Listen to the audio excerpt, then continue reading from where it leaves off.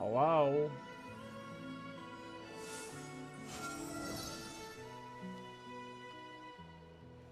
Hello?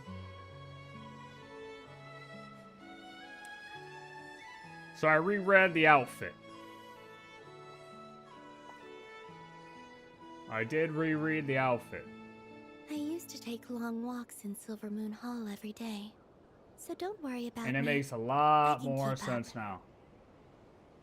You know, after going through world quests and doing a whole main quest to read that all at the same time, man, took a lot. But after rereading it with a fresh mind, it's actually pretty clear cut and forward.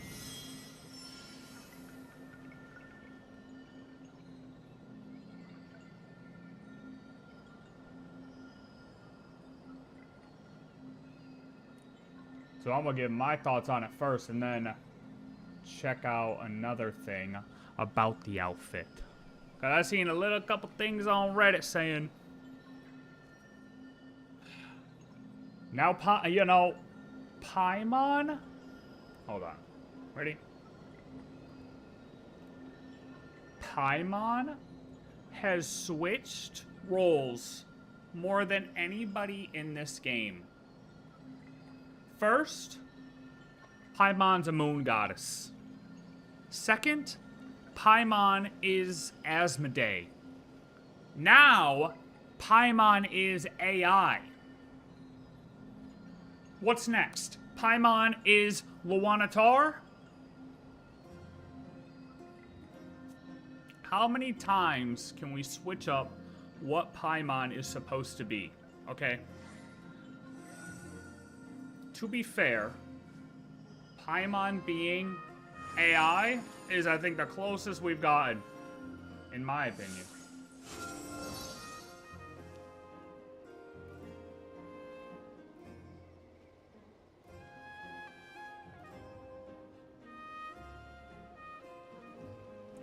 Paimon might have a hint of AI in her. Oh. I don't sing for anyone in particular. Still.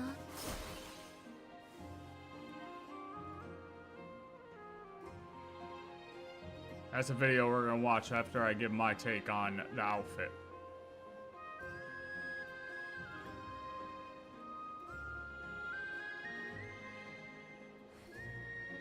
Oh. What's up?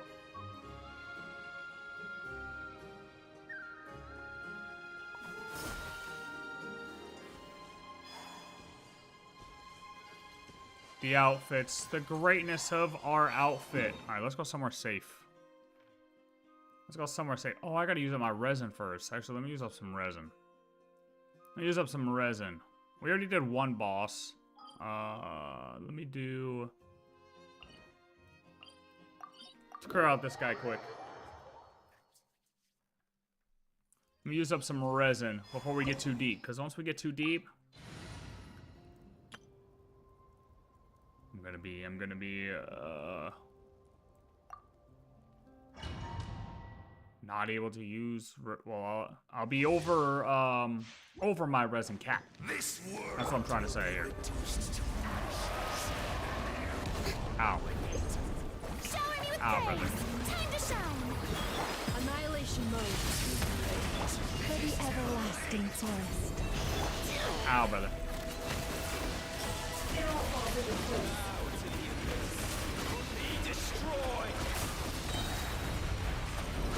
Sir.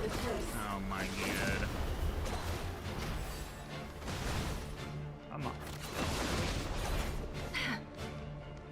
I'm out of juice. Oh my god, I was out of stamina. The mystery unravels.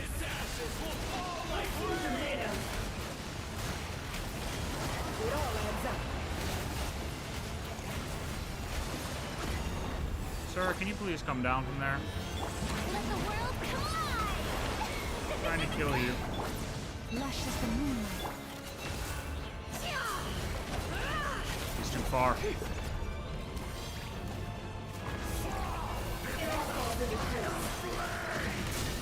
Oh my god. No more love.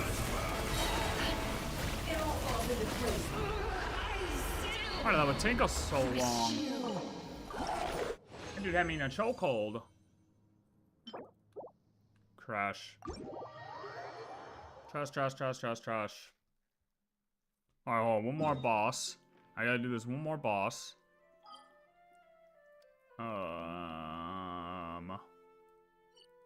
Well, shoot, wait. I did tutorial already. Oh, which one? That's this.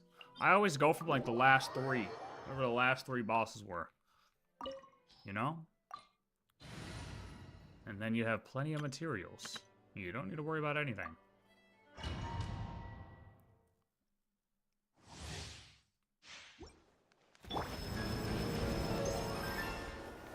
Plenty of materials for the road.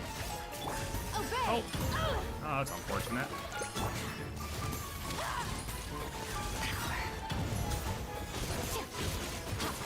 That is unfortunate.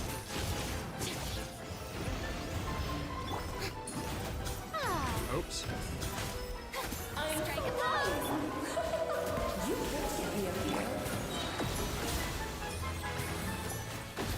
Unleash. Sir. Annihilate. Should present a united front. Ow. I was trying to face tank. I was hoping I could face tank my way through that. Manifest. Oh, I always forget you can't use Farina's guys heading right into this because then you can't use them again. You gotta wake up. I could have just stood still. The pinnacle of excellence. Do your master's bidding. Take your trip. Fearless. Into the void. Let us dance, my What the bad? Turn over the steps this time.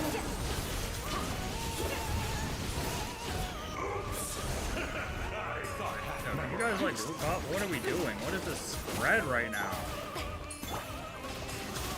What is it? Unleash. It is time to slay our foes with what almighty. This calls for some pomp and ceremony. Good lord. Getting your minds.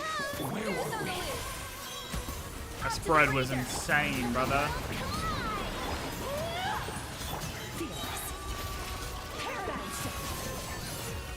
The curtain call has arrived.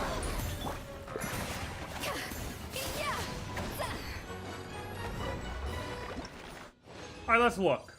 Let's look at this. Let's look at this thing. Use up some resin real quick. It's the outfit, right?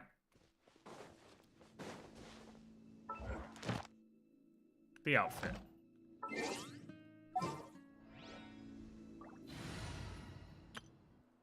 Where's my friendship team?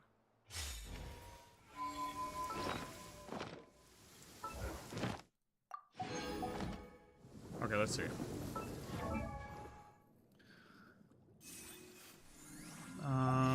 Traveler. Okay. We'll read this over again. And get takes as I go through it. And then watch video. Someone else is talking about it. And see what somebody else's take on it. It had journeyed through countless worlds and endless distances, surveying every kind of terrain and gazing upon skies tinted in different colors. This might sound romantic, but in reality, the matter was closer to torture than adventure. It also once pictured a scene like this, twins standing under the radiant night sky, their eyes shining as they watched the stars and the many moons above. She bad? Huh? Who bad? But it immediately disconnected its ideas association model. A sky with such colors only meant that the atmosphere was unfit for life. After witnessing such vistas hundreds of times, there was no longer any need to be moved by them. It did not wake the slumbering twin travelers. Instead, it carried the weight of an exile on a journey so long that numbers had lost their meaning. So all this is just explaining it to, yeah. This is a AI, right? Hold on, let me do it this so we have music at least, but let me turn off the dialogue so we don't have to listen to her fucking yawn. Whoops.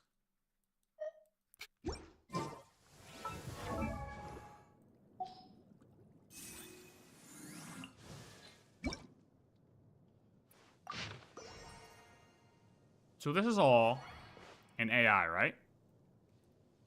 It had journeyed through countless worlds and endless distances. It also once pictured a scene like this, twins standing under a radiant night sky. So this could be their spaceship. What's up, man? I'm rereading the outfit. Since the last time I read it, it was after the quest and my brain was kind of fried. You did? You just finished it? Hell yeah. So, it's describing the ship as an AI and how it had journeyed through countless worlds and endless distances. It also pictured a scene where the twins were standing under the radiant night sky. It did not wake the slumbering twin travelers, right? And then this beginning part is just kind of breaking down how, oh, it might sound nice how the travelers were going through the sky and, oh, they're just going and stargazing, looking for another world, the fun part of space exploration, but that's not the case. Because while it pictured a scene like the twins standing under a night sky, it was just a cool idea to kind of see that picture. It's like when you think, oh, how cool would it be if, you know, we could just go lay on the top of a mountain, put out a nice little blanket, and sit side by side with somebody and just look up at the stars. But let's say the world was on fire. You can't do that. You can't do that if the world's on fire. So it's basically saying it immediately disconnected its idea association module because it's already seen a bunch of places it's already seen hundreds of vistas that kind of, you know, can give that view to them. They don't need to keep imagining it. They don't need to keep imagining this idea, this beautiful imagery anymore. What they need to focus on is the next part, which is the fine details of the lithosphere, atmosphere, or biosphere ultimately mattered little. Reshaping terrain, adjusting the air, rebuilding an ecosystem, these were simple tasks for a pioneer vessel meant to bear the sparkle of civilization. A star's position, its distance, or its lifespan might pose a minor challenge, yet even those had solutions. So this is saying it's not actually a fun little adventure that they're going on, right? The lore is hot stuff. It breaks a lot of possible theories. You're talking about the lore throughout the whole quest, or the lore of what I'm reading right now? So this next part, right? It needs to stop focusing on fake thoughts and beautiful thoughts, and the AI actually needs to focus on, you know, finding a place that they can actually function on, they can actually live on, reshaping terrain, adjusting the air, rebuilding an ecosystem. It gives an idea of the things required for the travelers to live on a planet. You know, they're not just places that can live kind of anywhere. You know, they need a specific environment to live, kind of like us. If we were to move to a different planet, we have to find a good host planet. We have to find a great planet, right? A true difficulty lie in finding a world with potential. Without that, destruction would catch up all too soon. So this is... We'll read the next part, actually, before we say anything about that. It was a trivial matter in the span of a long voyage. The planet they passed was never a destination, since its star had already entered its twilight. Its biosphere and atmosphere had been utterly destroyed. The surface held nothing but cooled masses of molten rock. A supernova had caused the devastation. For several weeks or months, intense heat and light had marked the star's final brilliance. After that, it had been reduced to a cold, dim dwarf. It ran a quick calculation on when the event occurred. What a coincidence. Radiant trapped in the planet's crust indicated that the supernova had erupted the very year the twins were born. Naturally, the two events had nothing to do with each other. No one would ever celebrate their birth by burying an entire world with it. Such levels of extravagance and cruelty simply did not exist. So this entire part right here is referencing just another planet they had passed by before they landed in Teyvat. And basically, interpretation of this is that, okay, the true difficulty lie in finding a world with potential. So they're looking for the world that they could terraform, create, to be a host planet for the twins, right? But that planet has to be in a system where it's not going to be like these next two paragraphs.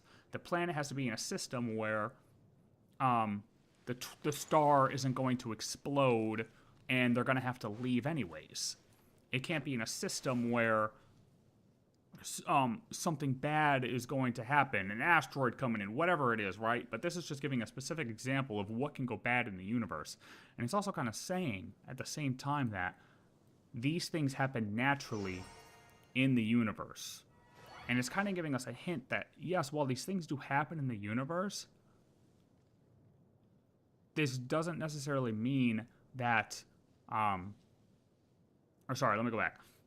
While these things happen naturally in the universe, it kind of shows the difference of it happening naturally and then what's now happening in, say, that, where it's being forced upon by the heavenly principles. Right? The heavenly principles are kind of causing the destruction of their own planet by doing the things they do with the celestial nails, the destruction of civilizations now. But this is kind of showing, like, this whole paragraph really didn't, I was trying to really understand these two paragraphs, right? I was like, what's the point of really mentioning a planet that's going to be destroyed, or already was destroyed? What's the point of really giving this much information about a planet that was already destroyed? And just trying to interpret it, I'm like, the only thing that makes sense is, like, they're trying to not mirror, but show the counter of the universe doing it naturally and what we're experiencing in, say, that, with it happening happening from a god. A god is causing these things to mess up. And while, yeah, it's just a trivial matter in the span of a long voyage, this planet that's destroyed, it still happened naturally. And then,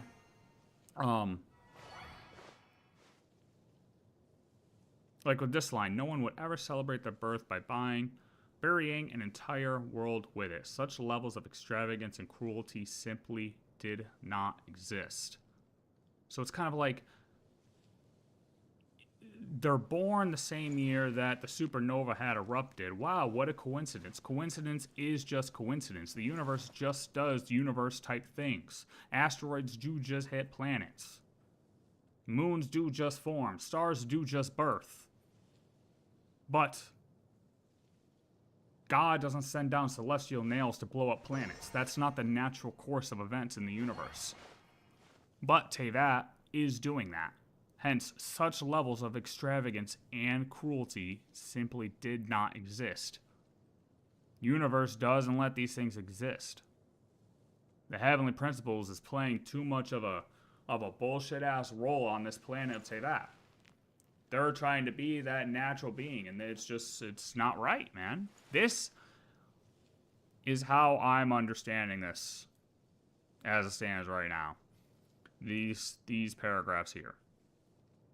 So moving on, interstellar travel was dangerous after all. A supernova 5 or 6 years away could damage the genetic vault and perhaps the twins as well. It immediately modified the garments in the wardrobe, upgrading them with materials better suited for interstellar travel and laid them over the stasis pods. The gesture might not amount to much, but it offered a quiet kind of comfort. Within their slumber, the twins were granted new refuge, and so it continued its journey across countless lands and stones, numberless atmospheres and skies. This is just, following off of this, almost like since the AI or the ship realized that this happened at this time, it was like, oh wait, yeah, hold on, supernovas are a thing that happened naturally in the universe. Crap, maybe I should actually, protect my cargo and get them good outfits that can handle the radiation. So it was kind of like a oh shit moment, for the ship to make the outfits. Kind of gave them something to do. They were so bored, obviously, going through the skies, the space, going through space, that they were like, oh no, we have to make some outfits. My concern is how many Planet AI have terraformed. Imagine they're more an AI spaceship with different planet that have been colonized. I mean, yeah, it's true. It's true. I just saw on Reddit people saying, oh, this is like kind of saying that Teyvat's or the Heavenly Principles is, or Paimon's AI now. Maybe the HP's AI. Maybe all Teyvat's AI. And so it prompted me to reread through this. And to be honest, I don't think any of this is saying that any of that's AI. Like, none of it's all this is saying is that the ship was AI that they had. Like, how the fuck? Okay, yeah, you could argue maybe Paimon is possibly AI now. Like, yeah, you have an argument for that now. I don't know if I believe it, though. Almost like Paimon would be a Destiny ghost. It's kind of what people are saying now. And that, honestly, like I said, Paimon has now been called a Moon Sister. Paimon has been called Asmodee, and now Paimon is AI. I haven't seen the Winged Delicacies, but I'm about to watch a video that is also talking about this. I'm about to watch Murder of Birds video where he was also talking about the whole outfit thing, because I saw his title on a video earlier, which also prompted me to look at this. Actually, his video title prompted me to go to Reddit. Reddit prompted me to go, okay, let me reread this for myself and actually try to interpret it myself and give my own opinion. So that's where I'm at right now. And that's my opinion on this. TLDR, the ship was AI, and it's giving us insight as to the natural course of the universe and how Teyvat isn't following the natural course of the universe because HP is playing God. That's pretty much it. Like, that is pretty much, in one sentence, the way I could put it. But now, it's Lore React Sunday.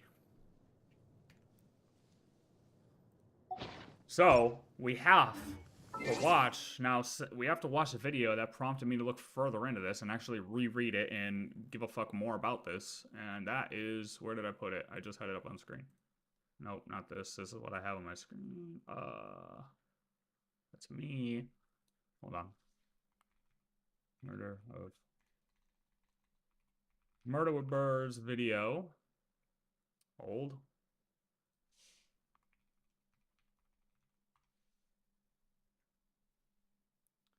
Grisio is Genshin's supreme god. How Teyvat is a result of Project Arc Genshin X Honkai theory. Okay, hold on. I'll watch.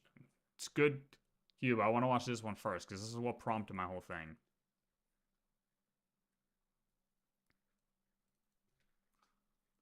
Celestia is an artificial intelligence.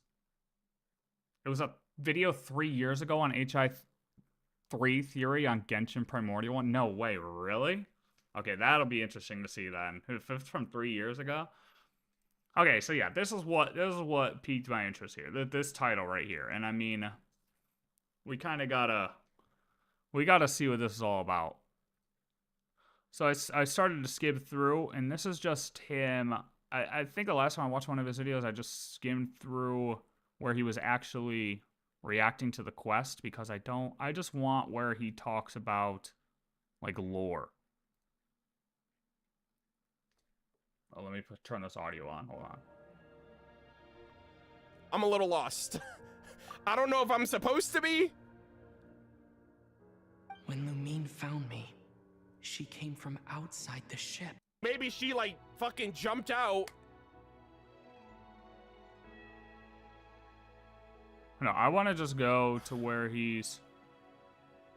But the timeline doesn't make sense, because he said after that, the ship flew around for thousands of years more.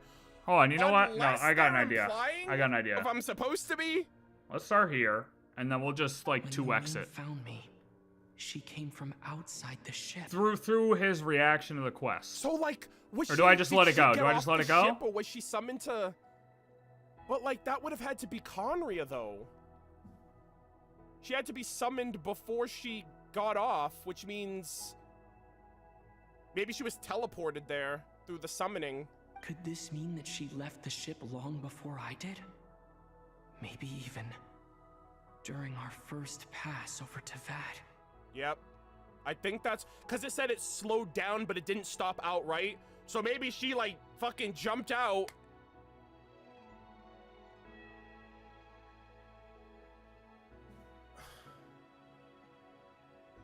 But the timeline doesn't make sense, because he said after that, the ship flew around for thousands of years more. Unless That's literally what I said while watching this, too. they're implying... Unless they're implying that, like, our sister is one of the like one of the, like, the first who came or the second who came. Cause, like, we don't know anything about the heavenly principles. But I assumed the heavenly principles is whatever was written. I mean, I'm assuming now. I'm assuming like Aether. Unless Before Sun and Moon is completely wrong and we shouldn't be taking that book. We shouldn't be taking anything that book says seriously. Are you all right? Yes, I can feel that the truth is coming together, one small piece at a time. I remember Lumine telling me that when she first arrived in Conria, she could not recall the past. Yeah, which means things could have happened before that. Also, now that we have this whole timey-wimey situation with Columbina, like, we can't even really take the timeline seriously until we get definitive answers. That's true, So too. this might be something that even she doesn't know. Here. See, because what doesn't make sense is how the ship log said that it traveled for thousands of years, but supposedly we only landed, or our sibling only landed 500 years ago. Or, well, yeah, we both landed 500 years ago. Whatever got captured, thrown back through time, whatever. But the ship was still traveling for thousands of years. Paimon equals primordial artificial intelligence made of nothing. Bro, honestly, I'm not gonna hop on any type of Paimon train because of the fact that Paimon has been now called so many different things, and each time is just a bunch of fucking like speculation and it has. The problem is a lot of the theories are founded in one fact or one piece of evidence. And then people take that one piece of evidence and just stretch it so fucking thin until it's like a goddamn piece of Alfredo. Like, it is so tiresome to keep up with all of the Paimon equals this, Paimon equals that, to where any type of the too far speculation with Paimon thing, I'm just not entertaining anymore. I'm just not. I'm not doing it.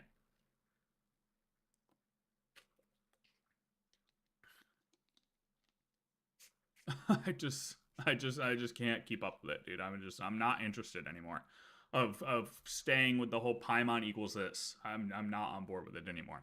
If it ends up happening, cool, but at this point, it's just people are throwing shit at the wall and hoping that it sticks. And then that one guy's gonna come along and be like, I called it, I told you Paimon was this. And it's like, yeah, bro, cool. I mean, you also said she was this, and this.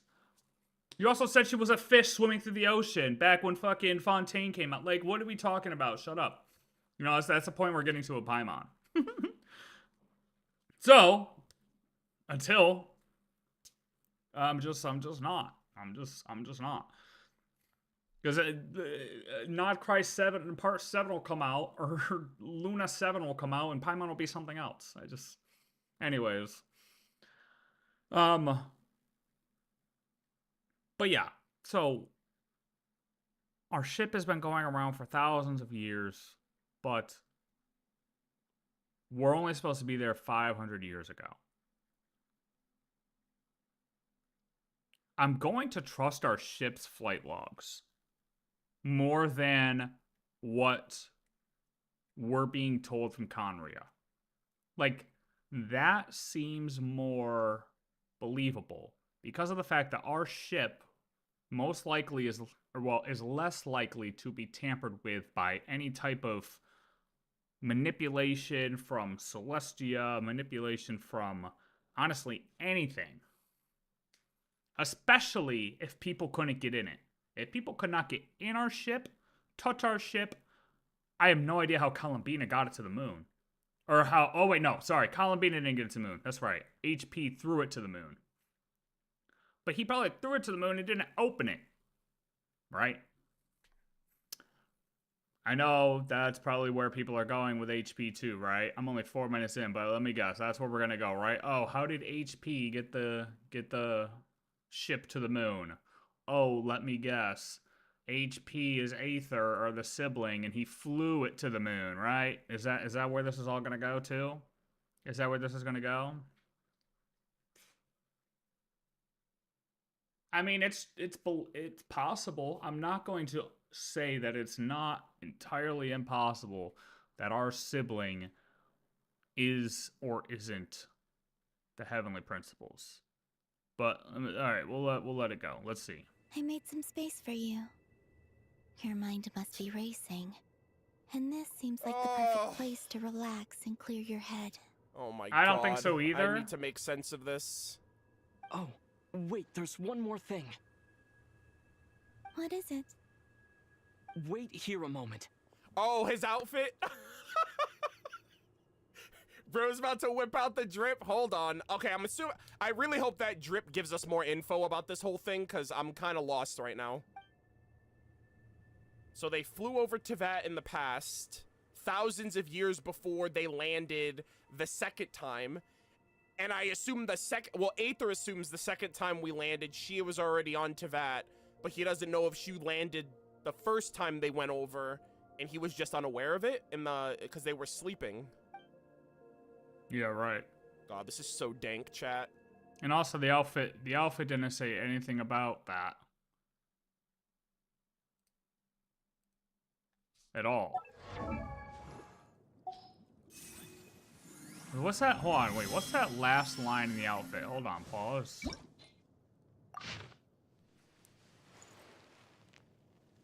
No, yeah. I just wanted to check and see if it. I want to reread that last line again with that thought in my head. See if you could interpret that a different way, but no.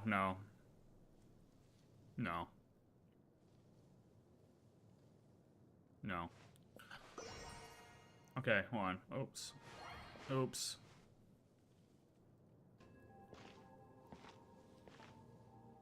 Oh! Hey, Columbina. Alright, now you're just showing off. Sheesh! God damn!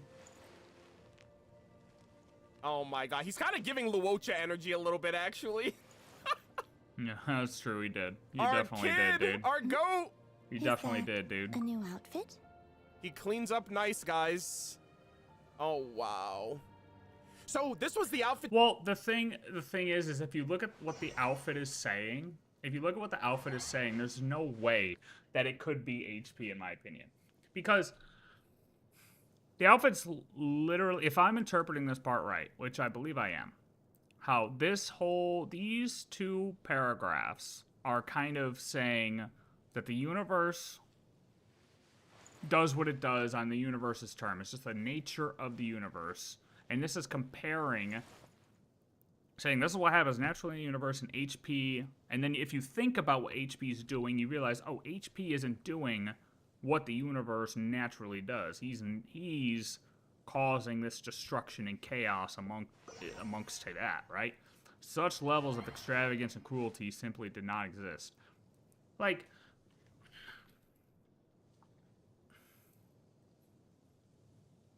yeah, you could. It's just like there's no reason to really have this in here. I don't know. It's like other than to kind of compare what's happening onto that, and I don't know. I don't think that Heavenly Principles is our sibling.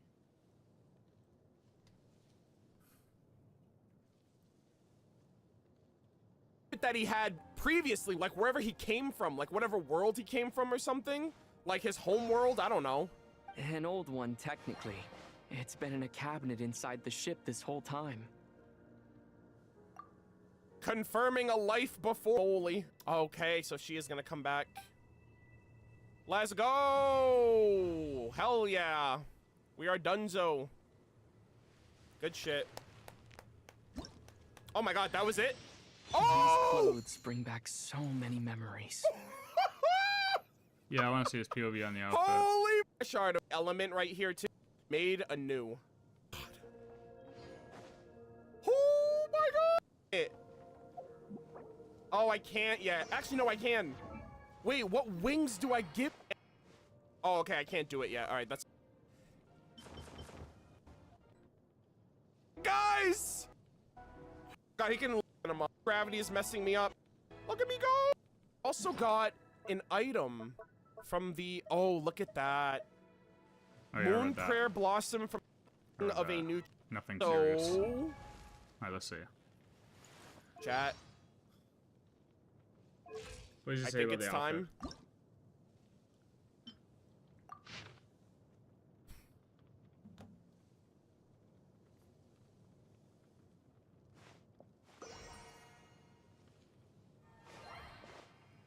I guess, like...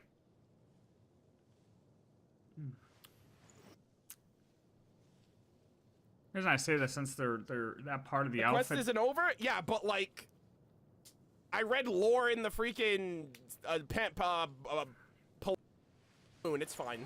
Journeyed through Alright, here we as go. heaven and earth are made anew. It had journeyed through countless worlds and endless distances, surveying every kind of terrain and gazing upon skies tinted in different colors. This might sound romantic, but in reality, the matter was closer to torture than adventure. Uh-oh.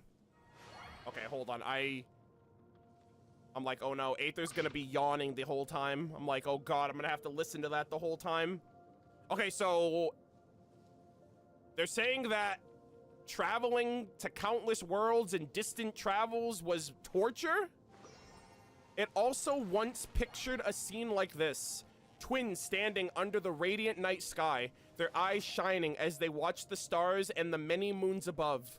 But it immediately disconnected its idea. But Got it your immediately popcorn, hell disconnected yeah. its idea association module? Huh? But it immediately disconnected its idea association module. A sky with such colors only meant...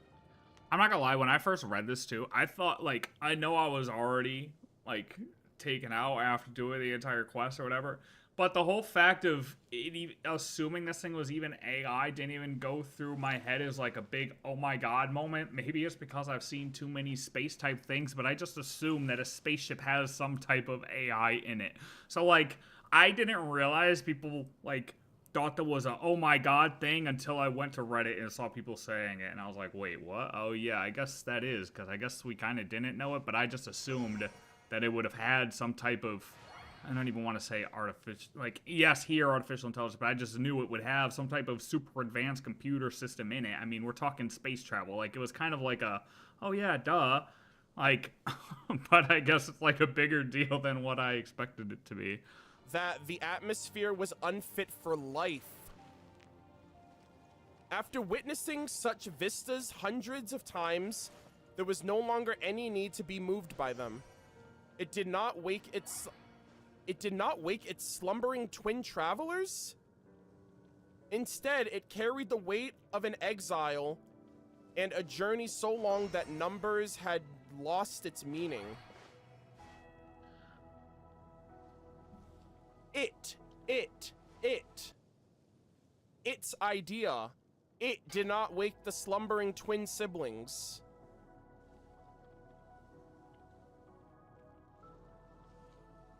Is this a ship AI? It immediately disconnected its idea association module.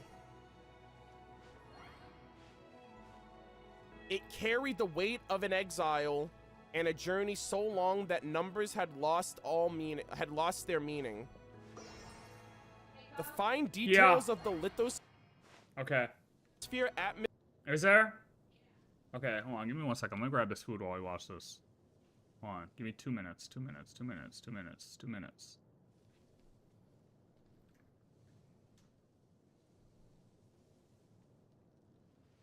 Watch Traveler.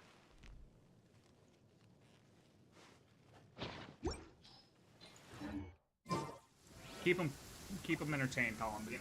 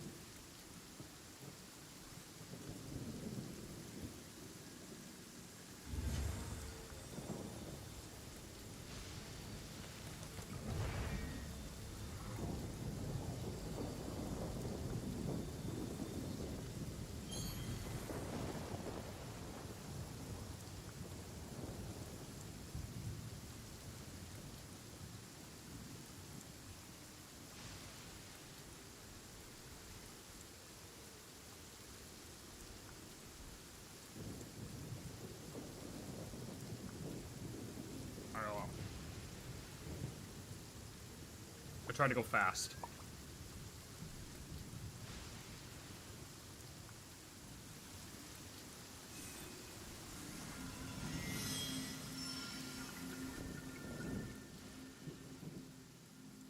Sphere and biosphere ultimately mattered little. Wait, no, hold on. Reshaping terrain, readjusting the air, rebuilding an ecosystem? These were simply tasks for the pioneer vessel meant to bear the spark of civilization.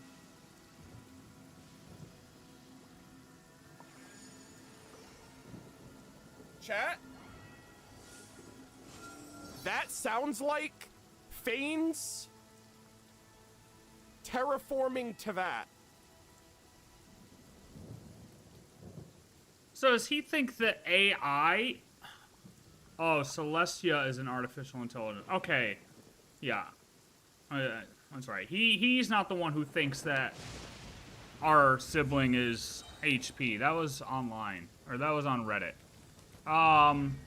Imagine the AI have all the protocols all planned out, creating the Forest Shades as child's play. It's like 3D printing Forest Shades to fight for the Primordial. Yeah. I mean, it's also like, is the ship really... Is this saying that the ship itself is AI? Or is it just like an advanced computer? I mean, I guess, yeah. Like, is it really sentient, though? Or is it AI? Is it sentient AI, or is it just our current form of AI, like in real life, like our chat? You know what I mean? Like, is it just super advanced kind of computer process, or like just... God, what am I trying to say? You know what I mean? AGI or AI, right? It's AGI is the other one. Because it is still saying, like, it's not saying I, right? Did it say I anywhere in it?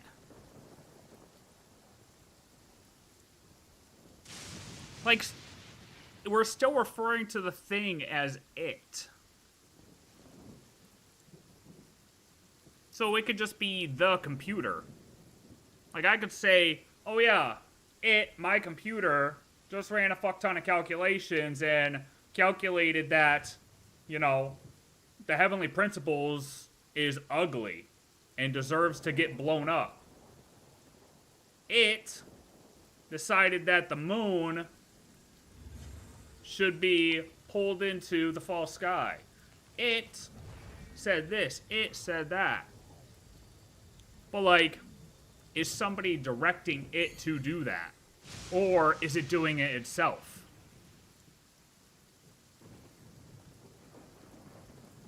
Like, we don't know if it's doing it itself or if somebody's directing it to do it.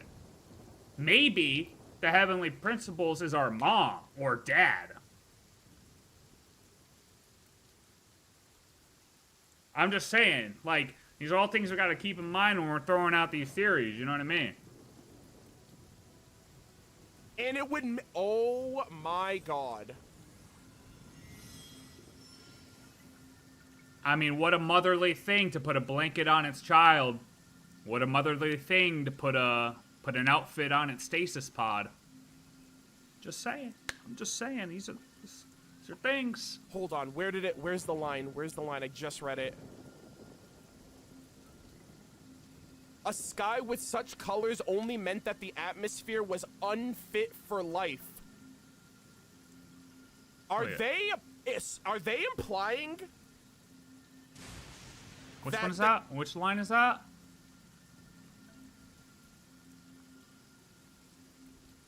Oh no. Oh wait, hold on. The ship had an AI that operated to that, and that's the Heavenly Principles? Because it says that the air was unfit for life. In the beginning, the world was fit for dragons, and the world was inhospitable for human life. So Fanes terraformed the world for humans.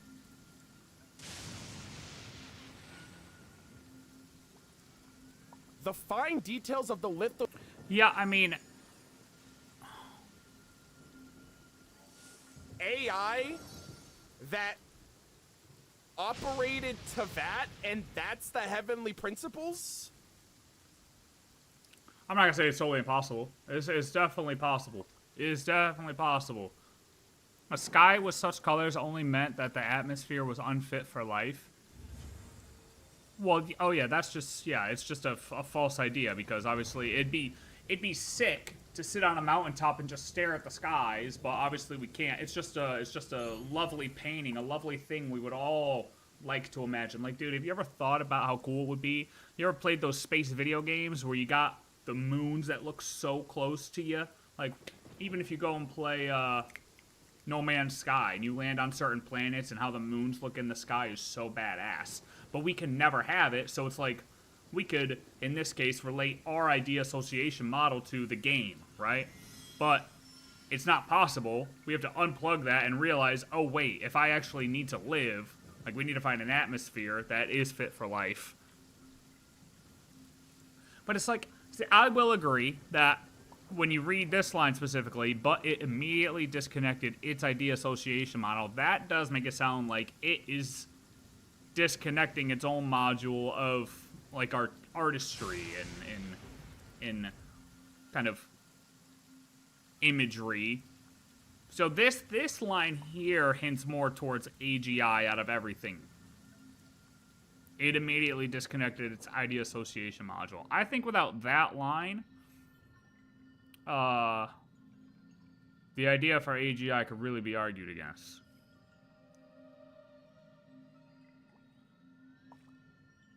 There might be another one I'm just missing while going through here. But as for right now, that line. Because it says that image. the air was unfit for life. In the beginning, the world was fit for dragons, and the world was inhospitable for human life. So Fanes terraformed the world for humans. Yeah. That's all very true. This is all very true. It's very true. I can agree. The fine details of the lithosphere, atmosphere, and biosphere ultimately mattered little. Reshaping terrain, adjusting the air, rebuilding an ecosystem, these were simple tasks for a pioneer vessel meant to bear the spark of civilization. A star's position, its distance, and its lifespan might seem a minor challenge, yet even those had solutions. The true difficulty lay in finding a world with potential. Oh my god. Yeah, I mean, I 100% agree. So... Well, right, multicolored sky would be sick, but it would be full of toxic elements. Exactly, we'd all die. You would just die. You would die. That's the shitty part, right? We can't have that yet, man. We can't have that. Our bodies aren't meant for it.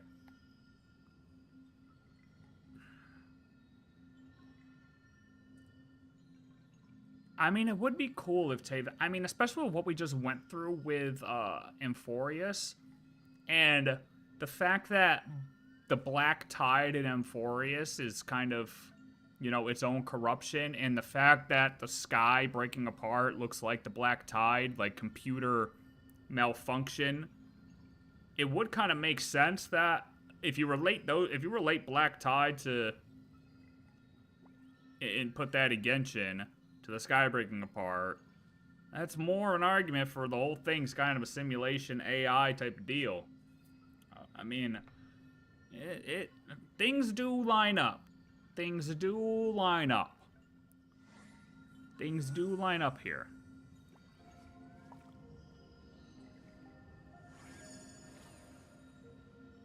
Oh my god, chat.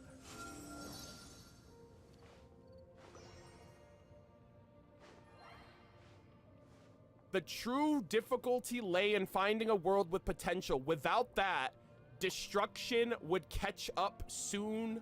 Would catch up all too soon. So, it seems like the AI... Aether and Lumine were on this Ark spaceship to find a new world to inhabit. Yeah. And that was the AI's goal, and it found Teyvat to be that hospitable, perfect world, and was like, I gotta clear it of all life and start over for my creations. It was a trivial matter in the span of a long journey. The problem, like I'm saying, I'll let it, hold on. Let him get to those other lines first, and then I'll say it. The planet they passed was never a destination, since its star had already entered its twilight. Its biosphere and atmosphere had been utterly destroyed. This part. The surface held nothing but cooled masses of molten rock. A supernova had caused the devastation. So they're cycling through planets, they're not finding anything. After several weeks or months, intense heat and light had marked the star's final brilliance. After that, it had been reduced to a cold, dim dwarf.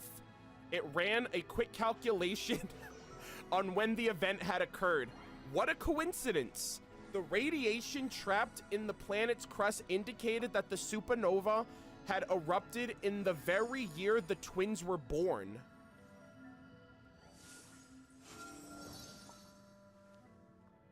Naturally, the two events had nothing to do with each other. No one should ever celebrate their birth by burying an entire planet with it. Such levels of extravagance and cruelty simply did not exist.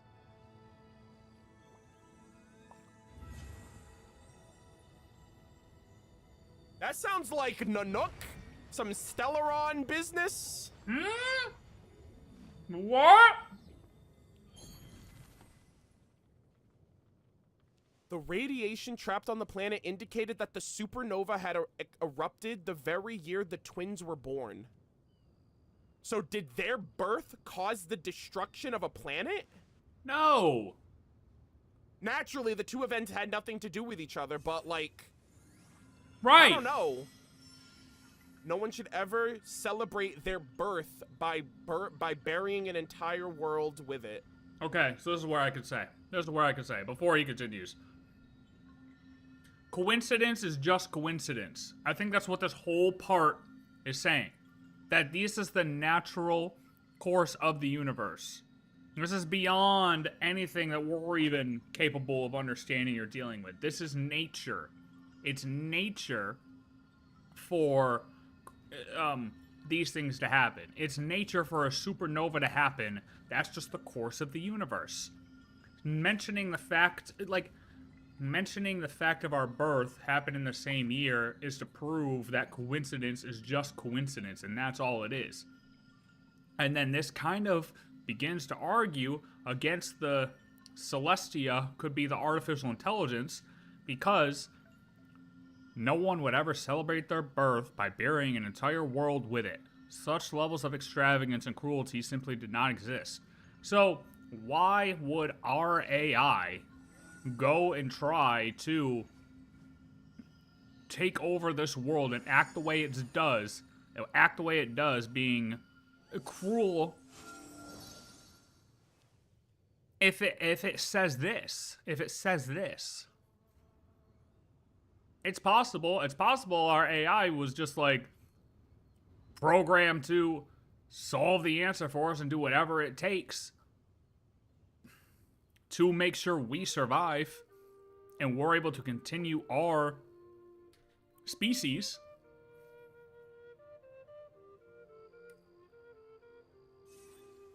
But at the same time, it just seems like this whole part is kind of saying that, like, no one would ever celebrate their birth by burying an entire world with it. Why say that? Cycle of the cosmos, exactly. Why say that if you're gonna go and terraform a planet and take out an entire civilization and continue to take out civilizations with your heavenly nails?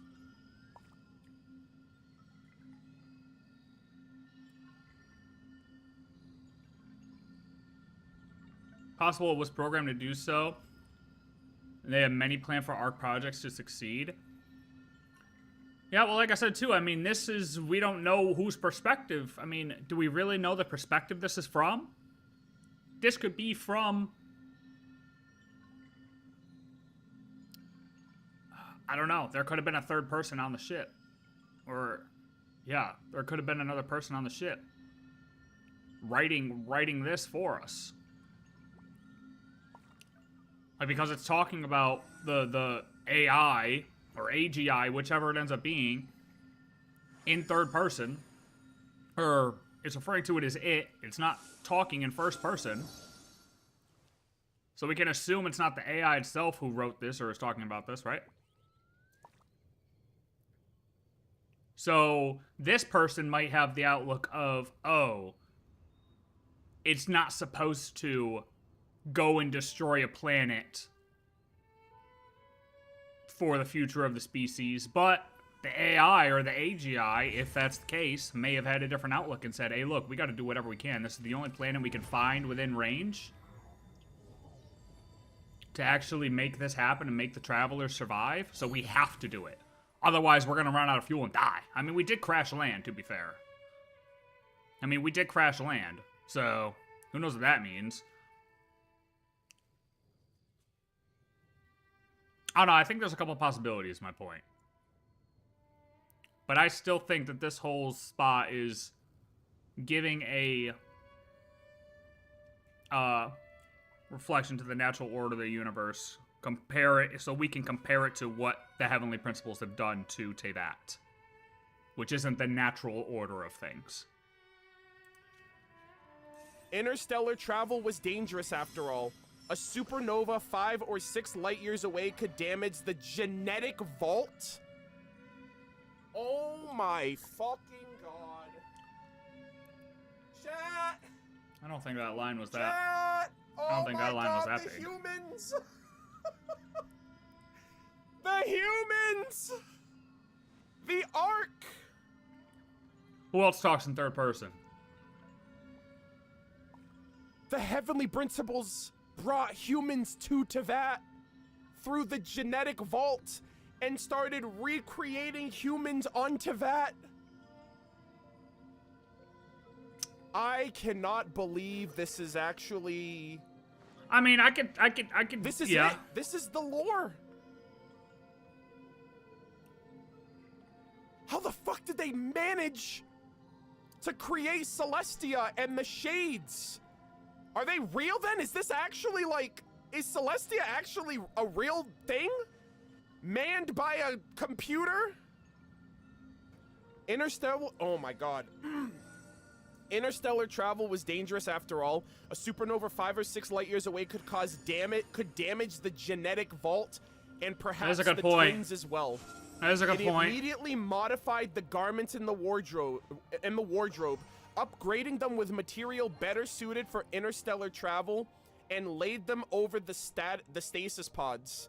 The gesture might not amount to much, but it offered a quiet kind of comfort. Within their slumber, the twins were granted new refuge, and so it continued its journey across countless lands and stones, numberless atmospheres and skies.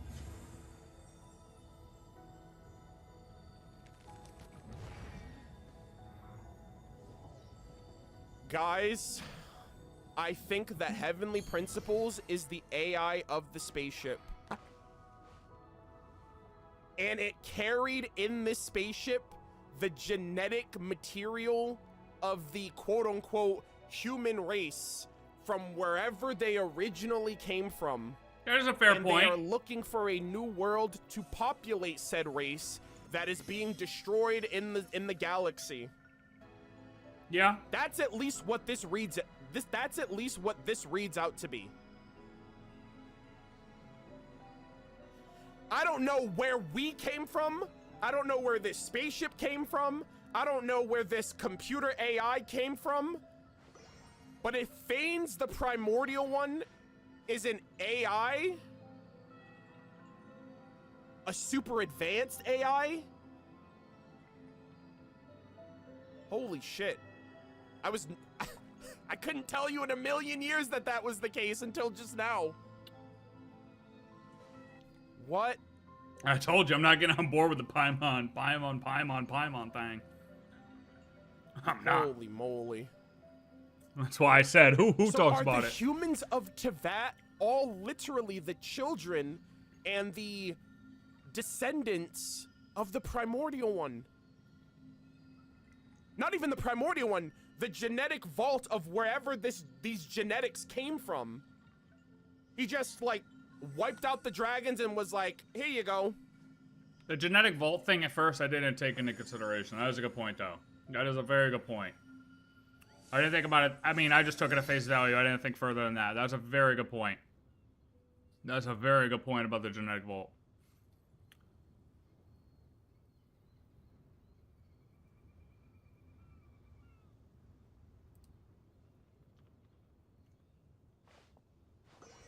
Imagine being the dragons and finding out you lost to an AI.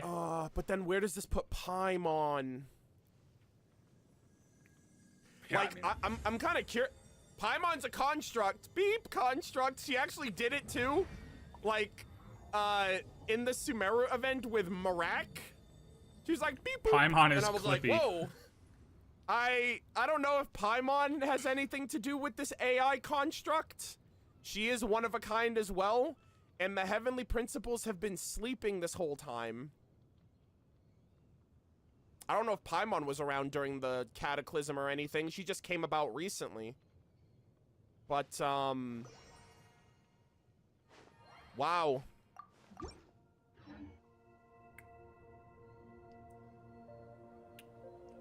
Aether, Lumine, still aliens. Still aliens. But now I kind of wonder... Are the shades actually... I'm like, are the shades just like... I'm only thinking, I'm trying to argue against him in my head. Like, not just because I want to disagree with him, but just as to try and argue against it, because that's how you, like, get to conclusions, right?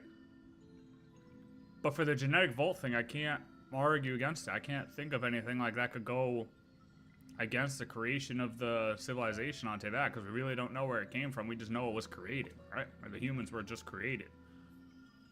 I really can't argue against that one. So that's what I'm saying. That's such a good point again. That's such a good point. It's a good argument for the, you know, Heavenly Principles is AI.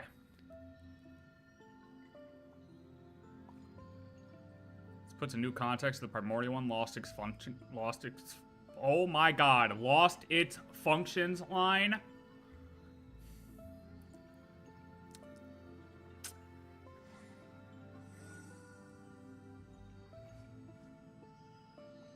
Any arguments for the genetic vault? Computers. I have a feeling AI got corrupted in the last battle against Nibelung. AI on sleep. On everything running on autopilot, yeah?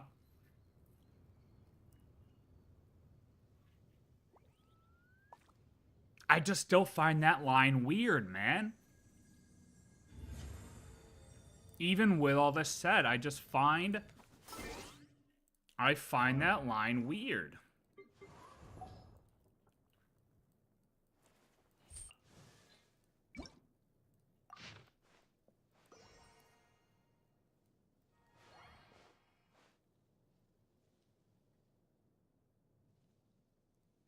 No one would ever celebrate their birth by burying an entire world with it.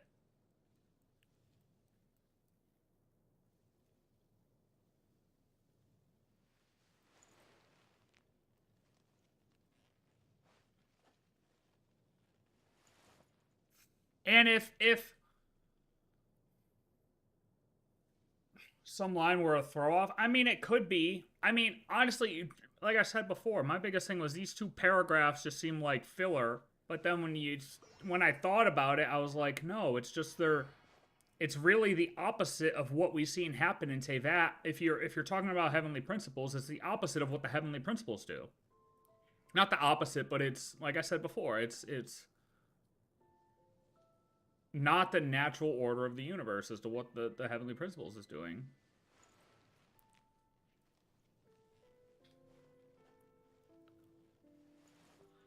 What do you mean the HP dropped off? See, you're assuming HP is the sibling. There's...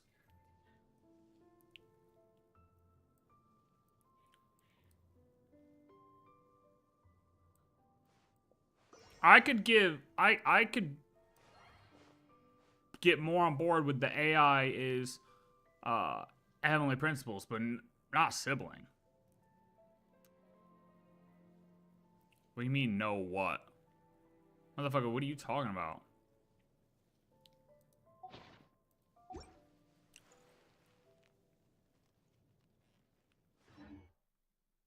Oh yeah, they did, but what does that mean? You think they're just AI just hopped off the ship? I mean, I guess it's possible, but what the hell? I mean, what does that mean? Simulations of the authority of the moons?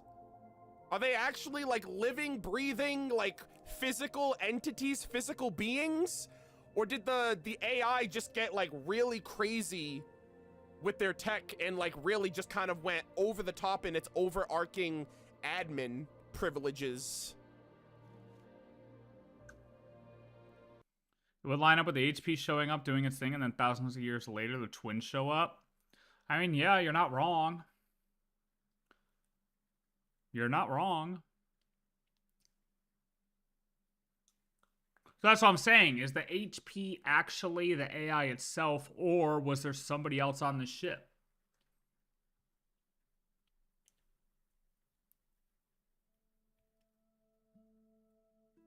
And that person is just using a really sophisticated computer program that we're thinking is AI, but it's not actually AI, it's actually another person.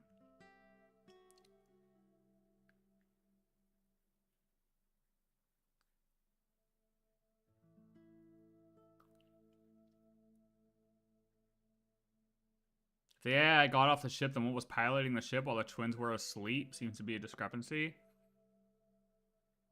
Yeah, that too. You might have an android body copy AI with OP ability. It might have some gear to terraforming.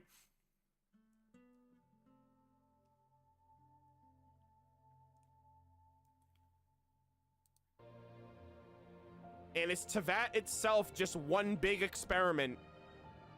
One big arc for humanity. Humanity, whatever that means nowadays. Oh my god. You can't spell Paimon without AI. Chat. My a firmament in design when Nibelung is out. I don't know. I'm kind of looking at Paimon a little differently. I'm not. I refuse to look at Paimon differently. Dude, if Paimon is supposed to be a piece of this AI, let's just go with that. Let's just say Paimon is a piece of, if we're gonna say the AI is the heavenly principles and Paimon is a piece of this AI, but they act completely different, HP is an asshole, bro. I don't care what anyone says. Like you said, do sending down celestial nails, destroying civilizations. Would we ever see that from Paimon? Would we ever see Paimon be like, yeah, let's just nuke Sumeru. Ha ha ha ha. Let's fucking do it. No, she's been for everybody. The entire time. If she was just an AI, she would just be a piece of the over encompassing AI. Therefore, she would have probably the same principles.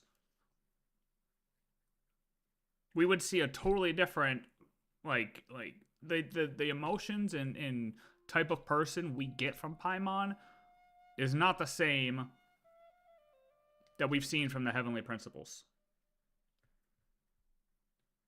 So all three can't be equal, in my opinion. If you're gonna say the heavenly principles is the AI, then you cannot say Paimon is a piece of that AI. I think Paimon is the pure version of the branch of the tree, like Rukadavada story. I mean, maybe. That's what I mean. Everything with Paimon's just maybe, yeah, sure. I mean, fuck, dude. She could be a fucking fish.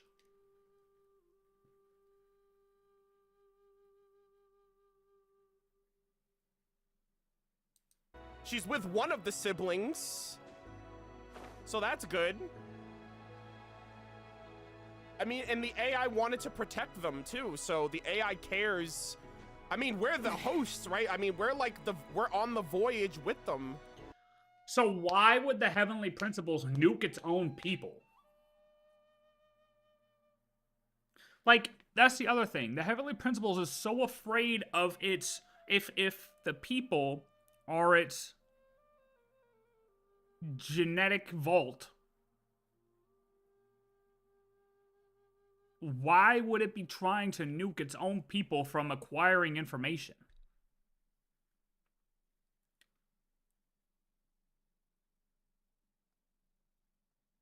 Plus, Paimon is susceptible to Irminsul, so she wouldn't count as a descender as HP would. True. But I think it's not Paimon. I have a feeling it's one of the person who runs a ship in the Honkai Project Arc story.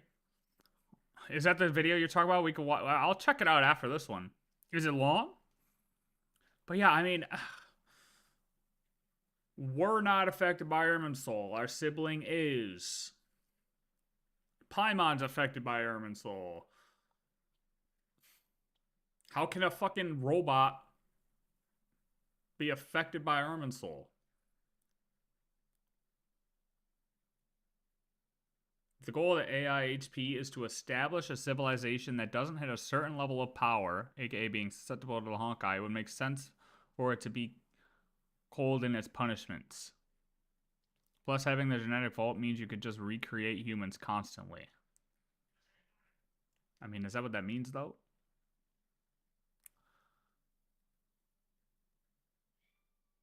What does a genetic vault actually mean?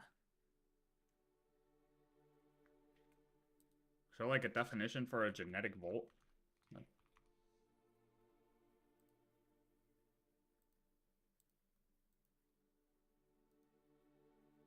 Not the seed vault.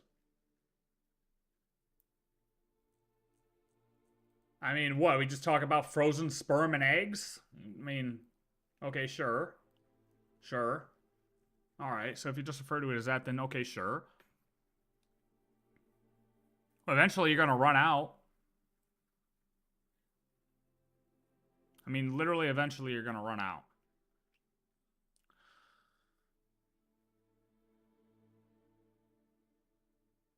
And I don't know about the certain level of power being susceptible to Honkai thing. I personally, I'm just saying I don't know anything about that because I didn't play like Honkai Impact 3rd. I don't know what that means. Yeah, we have an existing like seed vault. Yeah, I knew that. All right, This is crazy though. I wonder when this is actually going to be presented in the game, because this is lore that, again, Genshin players don't like reading, so everyone's going to be like, where did this AI computer stuff come from? Hoyoverse inserted this last minute, I swear to God. And it's like, brother, that means they probably already cooked this up by the time, like wherever they are right now in the story. Yeah, they're way probably further. Already working on like Conria or Celestia or whatever. But goddamn, Heavenly Principles, if you're literally Paimon, if you're an AI, oh, I can sit here with her? I didn't know I can actually sit with her. That's so cool. Okay, I gotta get another little screenshot here. I've gotten enough screenshots by now, but I like the fact that they gave us... Oh man, I can't really take a picture like that because her name tag is like blocking her face. But yeah. Gamers, oh, say goodbye to the moon. This was such a unique experience to Genshin Impact.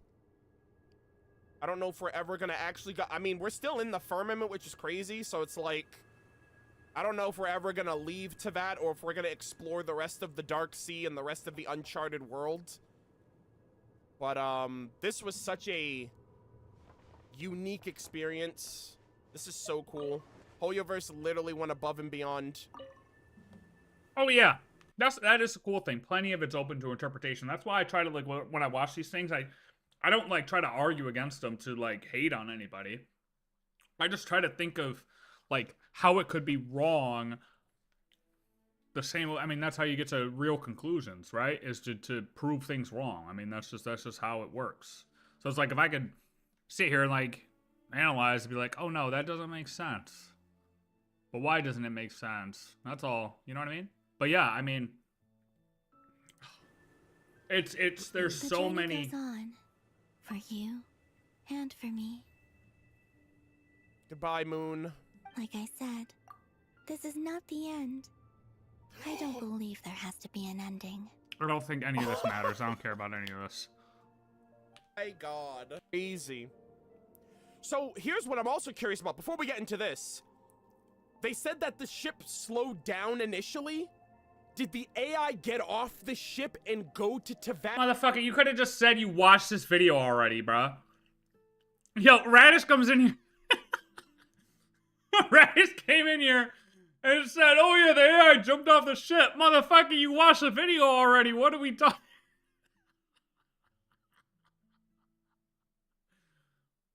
As the first descender.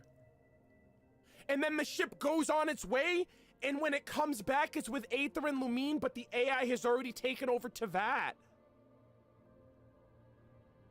I wonder, because they said they traveled for thousands of years more, but the War of Funerary Flame was 6,000 years ago.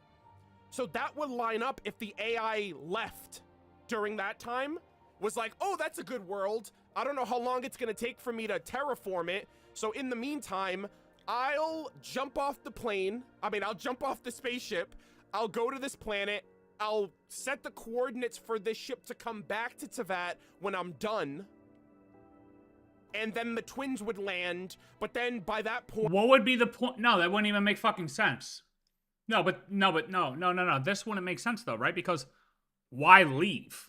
Where the hell are they gonna go? Oh yeah, let me just drive around and fucking waste fuel. Let me just drive around for no reason. I mean, yeah, you could say, okay, maybe he sent them to another planet that may also be able to be used. But if the AI's gone then, okay, let's say the ship were to go to another planet that is like the B option, let's say. Oh, but the AI's already fucking juicing up on planet number 1, so now the ship's got to come all the way back. What? Pick them up and then go to planet number 2? Like that doesn't make sense. That doesn't make sense at all. Why send the ship anywhere? You're just wasting fuel and resources at that point. I don't know. I don't know about that. I don't think that really makes sense in my mind. I do find it a little weird that the spaceship did slow down. But I mean, watch a couple space films and you're gonna realize that that's just not a, like, realistically, that's not a realistic thing that's gonna happen. I don't think. You're not gonna just send your ship to continue flying. There would be so many factors and obstacles that could damage the ship before it returned. Exactly, that too. Yeah, it's way too risky. What a dumb AI if that's the choice it made, honestly.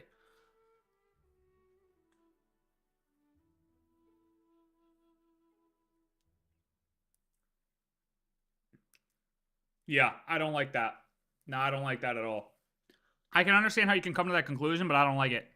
1,000 years in space when it corresponded to the same amount of time on a planet. I recall the concept of astronaut time dilation. Yes, exactly, that too. Who's to say there's not 1,000 planets with their own copies of heavenly principles? True. You're okay, fair, true. You're right.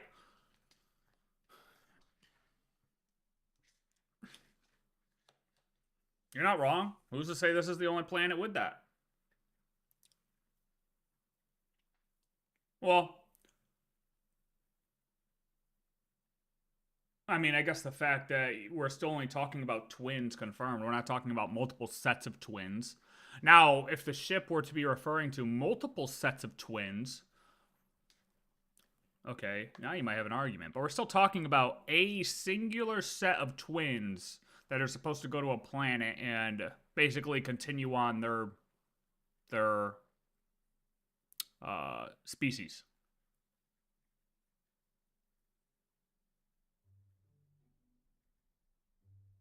And there's clear evidence that they had to go through space for plenty of time before they found a hospitable planet. So, no, I'm arguing against you on that too.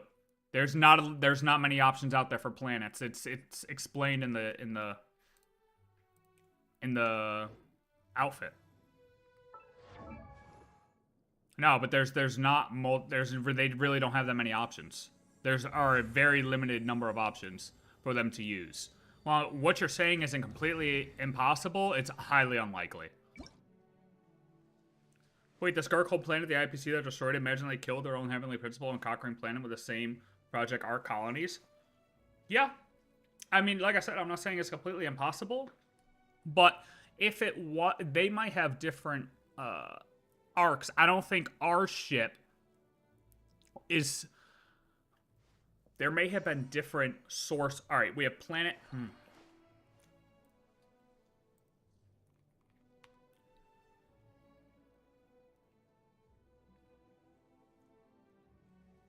You may have had planet A. Like, this is our home planet. This is our home planet. Okay? You may have the arcs originating from here that are then going out to seek different planets, right? So they're going out to seek different planets. No, bad, no, bad, no, bad. This one's bad. This one's bad. But I don't think our singular arc has multiple sets of twins on it and is going in, okay, let me just drop one off here, okay? Or like, even not multiple sets of twins, but I don't think our singular arc is going to a planet and dropping AI on each of these planets. If anything, the arc itself, we have multiple arcs going out and setting stuff on different planets, maybe. Maybe. Maybe. But each arc starts at home with its own plan. So who knows? Maybe Skirk. Here's another thing, though. Oh, wait. Okay. So are you saying... I don't know if I want to go down that rabbit hole either. The fact that the moon goddesses look like humans, and the moon goddesses are supposed to look like what the Voyager looked like, and the Voyager therefore looks like humans. So are we saying the Voyager was also part of our original home planet?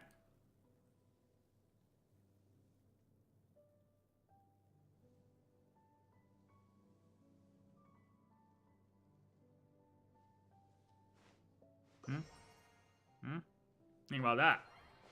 What do we think about that?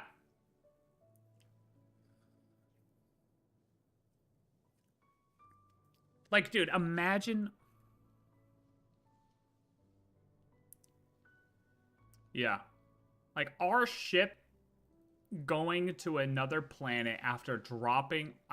like, each ship has its own AI. There's no way there's multiple, like, AIs per ship. If I'm just in the context of this whole theory, there's no way the ship has multiple AIs on it, dropping it off on multiple planets. Van, I'm going to find you in-game.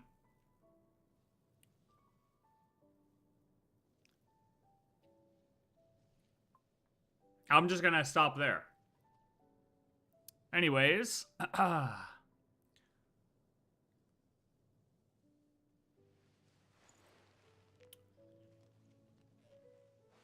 Point, the War of Vengeance had happened. I think the Heavenly Principles wasn't expecting to be bodied by Dragon King Nibelung with forbidden knowledge, and so their plan didn't go the way they had hoped. And so when the twins come back, Conry is a thing. Humanity is kind of doing their own thing now. This is what I was saying. So we're like...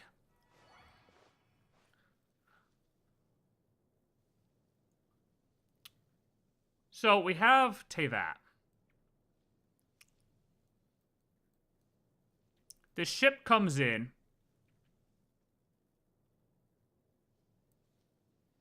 Slows down. Continues. So something gets off here. Or he's saying something gets off here.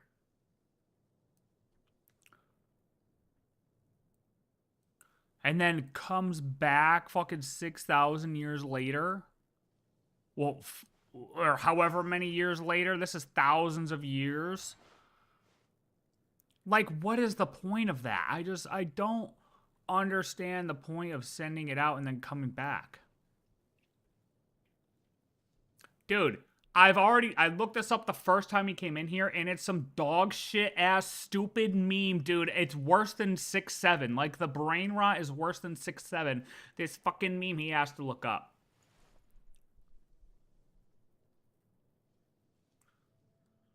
Slow down for the AI scan the planet and might drop sister for recon. You know what? Hold. No. I have figured it out. I have figured it out, actually.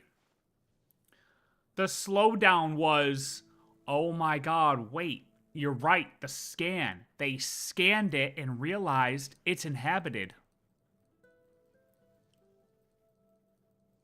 It's inhabited already by dragons. So they kept it rolling. But they couldn't find another planet. And then they came back.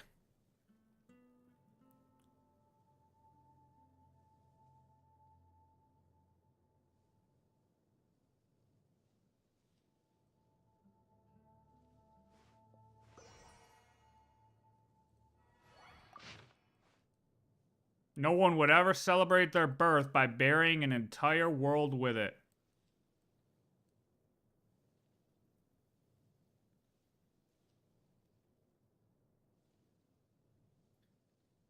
It was already inhabited. We can't blow this shit up, guys. We can't settle here.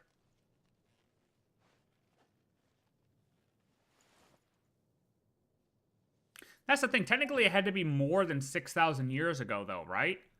Because that was just the War of Funerary Flame. That's when Nibelung came back. How many thousand years before Nibelung came back were the Heavenly Principles already here? Do we have a number on that?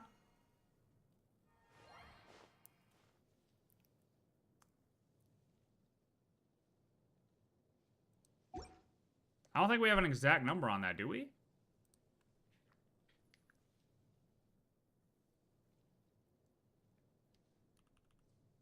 The twins come back. I'll jump off. They travel for thousands of years more, but the War of Funerary Flame was 6,000 years ago. So that would line up if the AI left during that time, was like, oh, that's a good world. I don't know how long it's gonna take for me to terraform it. So in the meantime, I'll jump off the plane. I'll jump off the spaceship. I'll go to this planet. I'll set the coordinates for this ship to come back to Tevat when I'm done. And then the twins would land. What the But then by that point, the War of Vengeance had happened. Sorry, I died. The Heavenly Principles wasn't expecting to be bodied by Dragon King Nibelung with forbidden knowledge. And so their plan didn't go the way they had hoped. And so when the twins come back, Conry is a thing. Humanity is kind of doing the Wait, what? planet. I'll set the coordinates for this ship to come back to Tevat when I'm done. And then the twins would land. But then by that point, the War of Vengeance had happened. I think the Heavenly Principles wasn't expecting to be bodied by Dragon King Nibelung with forbidden knowledge. And so their plan didn't go the way they had hoped. And so when the twins come back, Conry is a thing. Humanity is kind of doing their own thing now. And the world is not the way that the Heavenly Principles had planned, maybe. So why is he fucking sleeping? Why would they be sleeping still if the AI cared so much about us to make an outfit for us and put it on our stasis pod, which that's not even confirmed. Why? Hold on, before I sound stupid, hold on, because it's easy to sound stupid with so much happening. It immediately modified the garments. Okay, no, it was. How can an AI... It must be a robot. If anything, it must be a fucking robot. Because how is it... How can it stitch? How can it make stuff? How can it... It's got to be a robot.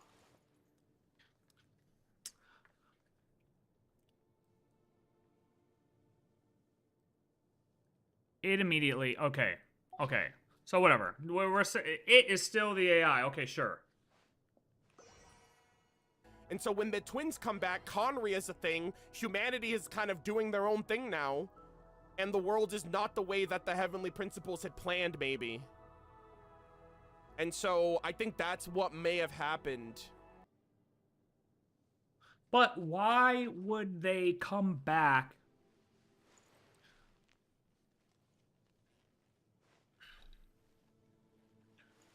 Like, are they coming back?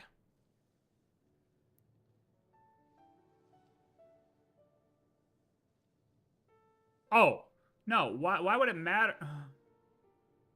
I'm thinking. It's fucking Skrullum. Oh shit, hold on a minute. Now we're cooking. Hold up. Oh, Skrullum? Skrullum mentioned? Holy shit, wait a minute.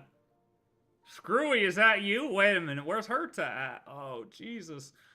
I mean, that is the thing. We know that all of these things actually do exist. If we're talking about the same universe, like, we know these things exist in the Honkaiverse, right?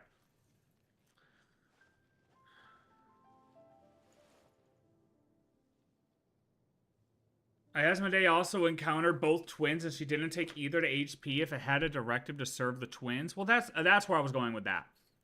If we land, why in the AI, if the AI equals HP, our ship's AI equals HP, why are we not like, hey, it's supposed to be looking out for us. It made us clothes. It put the clothes on our stasis pods. It was taking care of us. So we land and all of a sudden it's like just not talking to us at all. It's just like still sleeping. The shades aren't, if the shades are a piece of the AI, like, why are we not automatically ascended to the throne and to take our throne in this fucking place?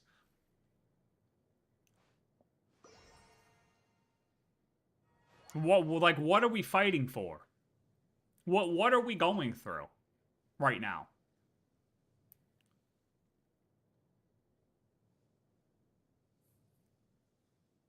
Unless the AI went rogue. Maybe it's a rogue AI.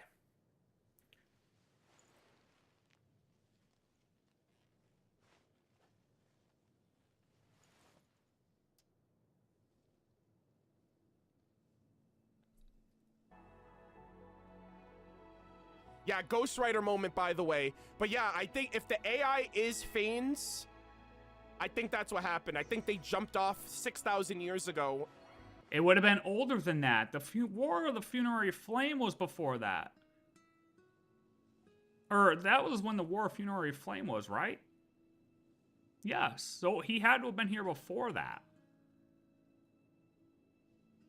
They're the first who came. They settled with... Right? Or is my timeline messed up right now?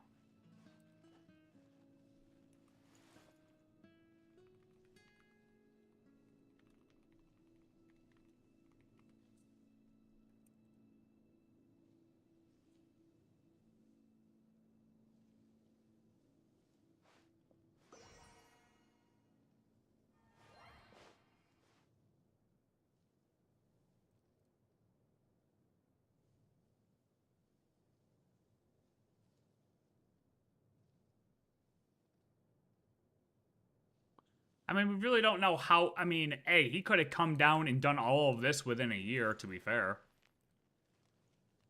I mean, I'm arguing against myself, but I mean, it's possible, right? You create the 4 Shades, defeat the 7 Sovereigns, steal their authorities, and reshape the world, create the human beings all in like a year, so we could still say 6,000 years ago? I mean, sure, it's possible. But didn't the moon say he was... No, there's something else that says... Nibelung was gone for a while. Did the moon say anything related to the timeline? About how long Nibelung was gone?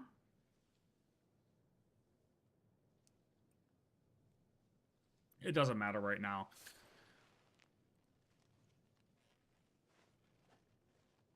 It doesn't matter right now with that. With the Moon Sisters... And then they eventually, but they said that like the Moon Sisters said that this visitor eventually was obsessed with cultivating and taking over the planet. Because he had civilizations of his actually make a impact on something, and he put nails down before the nails that we even know of. Like there were the nails that were laid down that the Moon Sisters were referring to were put down before the War of Funerary Flame, because the sisters said that he was doing it so much that they were like, oh, and we're gonna stop him now, but that's when Nibelung showed up. And the Celestial Nails we know of now are after the War of Funerary Flame. Like, they're more recent civilizations. I mean, you gotta think, if these are normal people, Like, the Hyperboreans had to have established their civilization over a couple years at least, right? And they were 6,000 years. They were at the same time. So we're talking, no, it had to have been like before, way before 6,000 years ago, but we don't know exactly when. I think. If the AI wanted to die and first have the twin journey be possible to end its life, possible, and make fake history or false history. AI wanting to die? Jesus, man. What a world. That's... Because they knew Yikes. they had a bigger plan in mind with Aether and Lumine on the spaceship traveling the stars waiting for them. So I feel like they became pressured. And they were like, this world's perfect. I gotta do something. I gotta take it.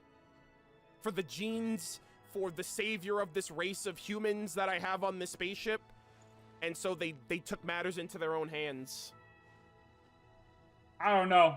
I don't like that part at all. Yeah, sorry, not obsession, hostility. Yeah, they became hostile, and they were like, obviously this isn't their planet, and, you know, whoever lived there isn't just gonna give it up willy-nilly, so it became a war of survival. And, I think that... And I don't know how the whole Honkai thing works.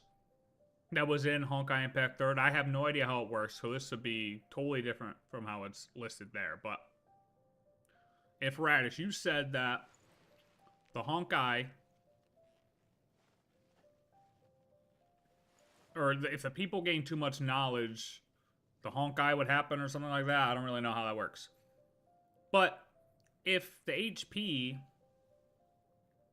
is a representation of our species, or a creation of our species, and he has the knowledge, or it has the knowledge, how would people on this planet acquiring the same knowledge or equal knowledge cause destruction? How would that happen? Like why would he have to cast down the Celestial Nails to prevent them from acquiring equivalent knowledge?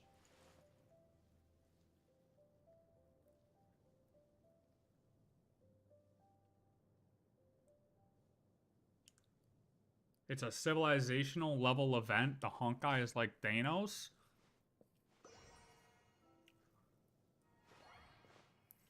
Can I get like a wiki page for the Honkai? Like what the hell that actually means?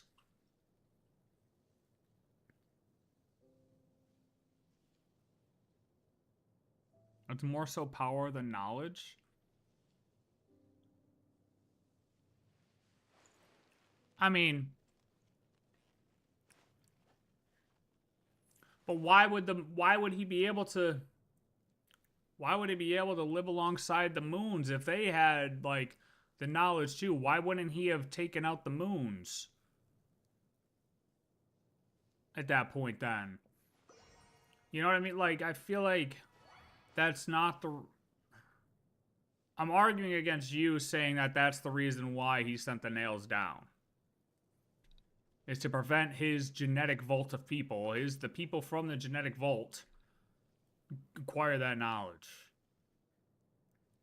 It's a destructive, intelligent force that periodically eradicates advanced civilizations as a form of universal pruning, manifesting as energy, monsters, disasters, or powerful individuals called Hershers. Okay, yeah, I don't know what the fuck that means. What is a Hersher? Look, alright, never mind. That's gonna get too dank. That's gonna get too crazy. Well, hold on. We're gonna have to wait on that one. We're gonna have to wait on that one. We're gonna have to wait on the whole Honkai thing. Never mind. Because I don't know what the hell a Hersher is. Okay? I mean, I quickly do, just because I have looked up certain things with Honkai Impact 3rd. Like, I know... Like... I really don't. Like, I know of Hershers, but I have no idea what that means, if that makes sense. Like, I know how to eat a chocolate bar, but I don't know what a chocolate bar is made of. Type shit. You know what I mean?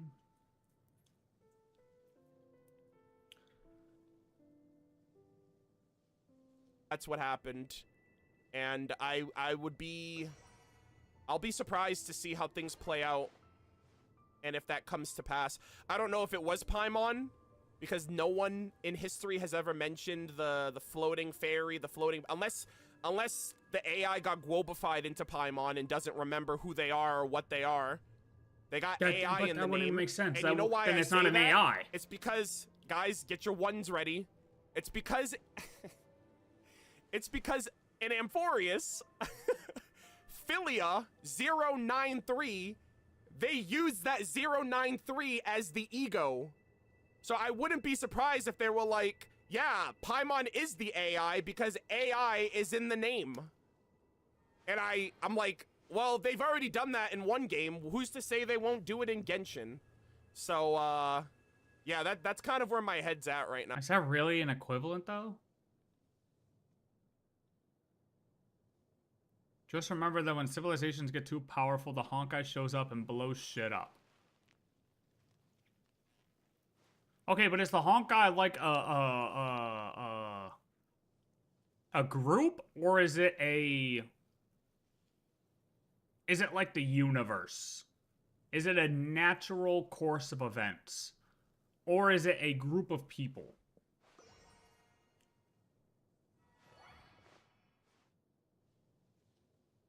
Personally, I would like Genshin to refrain from going too Honkai, keep things distinct. I agree with you to a certain extent. I do like the fact that they incorporate, like, I want them to stay. I like if they can stick to the same rules across their verse. Like, the Hoyo verse, I would like them to stick to the same rules. But Teyvat has its own laws, right? But that doesn't mean the universe has its own laws. Teyvat has its own laws. So, if we're talking about things that happen outside of Teyvat, I would like it to stick to Honkai rules. It's a phenomenon. Okay. That makes sense.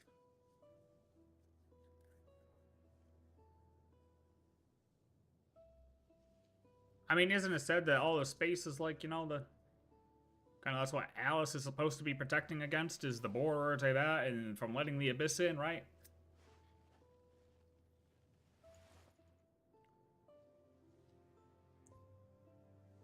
Oh, Alice. Oh, God, don't get me started. Look at how she protects Klee. Oh, Jesus. Oh, Jesus. Don't get me started. What if Alice... Oh, fuck. Nope, we're not. Oh, we're going. We're press and play. Get me out of here. Get me out of this headspace. Get me out of this headspace. Stop mentioning Amphorius. Amphorius is low-key spoiling Genshin now. So you guys just saw my real-time theory and reaction to the Luna 4 Act 8 Archon quest.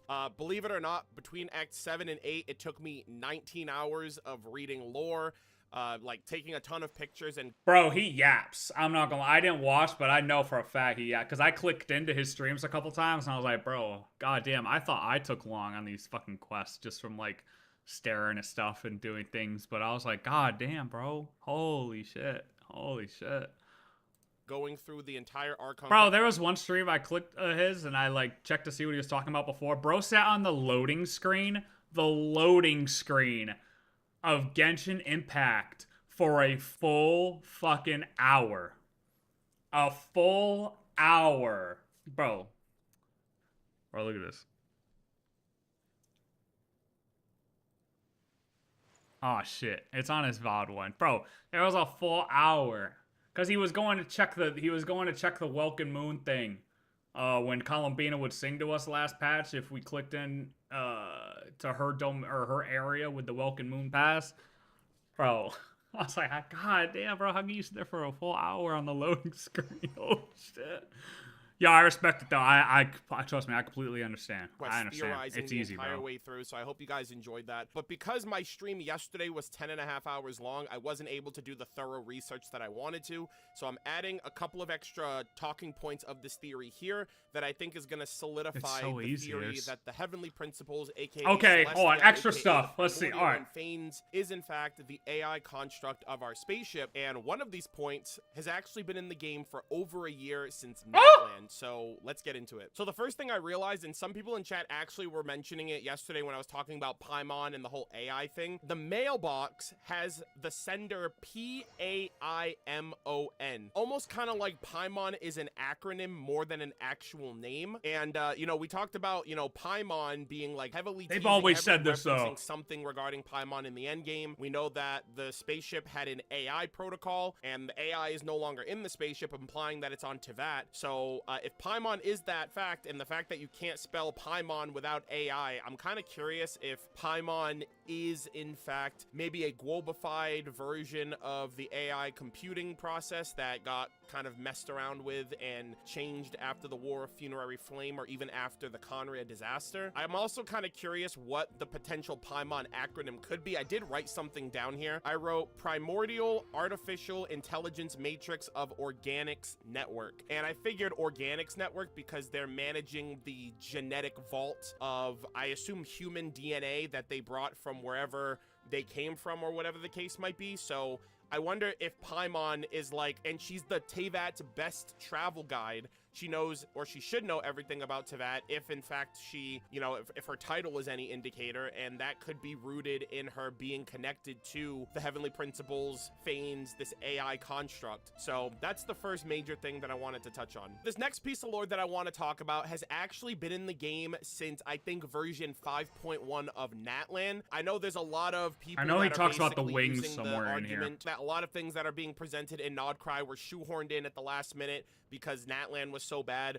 But this actually debunks that claim. If anyone has an issue with how the Heavenly Principles is an AI, artificial intelligence plot, if they feel like that came out of nowhere, it just means they didn't read this lore. And in fact, I didn't read this lore last year because I was kind of swamped during 5.1 at the time. But reading it now, it kind of almost confirms this theory if subtext is meant to be interpreted. And in general, I just think it's Hoyoverse continuously leaving us breadcrumbs over the years and then coming to the conclusions in the main story. So this is actually something that has been in the game at this point for well over a year, and it's actually during its second inclusion. These are the Wings of Delicacy, the second, I believe, the second official KFC collab that, or I guess food collab that took place during Genshin Impact. Obviously, the initial one was the Wings of Feasting. If you guys don't know, this is an allegorical story of the Heavenly Principles defeating the dragons. Alice tells this story to Klee in the form of an allegory of how the dragons basically got turned into fried chicken, and that's why there are no dragons in the world now. But she basically told her of the War of Funerary Flame between the Heavenly Principles and the dragons in a way that, you know, wouldn't like put Klee in danger of knowing the truth of this world. So these were the Wings of Feastings, but the Wings of Delicacy, the lore that I believe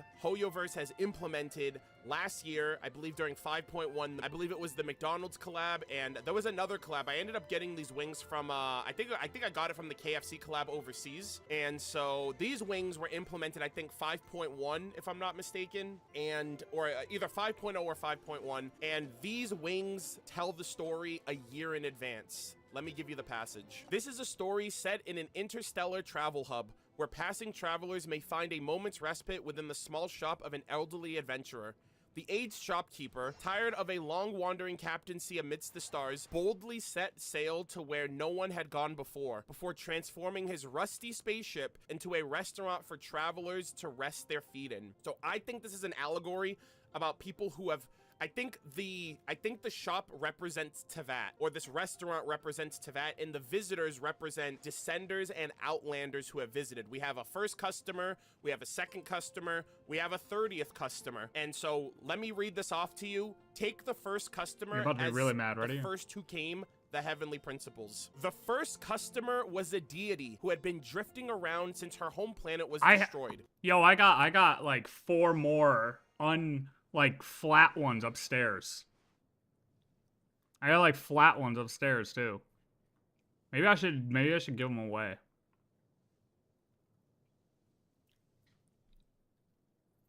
Maybe that would be a nice little giveaway item for people who didn't get them. Take the first customer as the first who came, the heavenly principles. The first customer was Okay, so wait, this spaceship is he thinks it's the heavenly principles? shop represents Tevat, or this Oh, restaurant the shop represents oh, Tevat, restaurants and the visitors Tevat. represent descenders and outlanders who have visited. We have a first customer, we Visitors have and a second descenders customer, and we have a outlanders. 30th customer. And so let me read this off to you. What do you mean, what do I mean upstairs? Upstairs. Yeah, I got a house, motherfucker. What are you talking about? Bro, just because I don't C6 my characters doesn't mean I'm broke.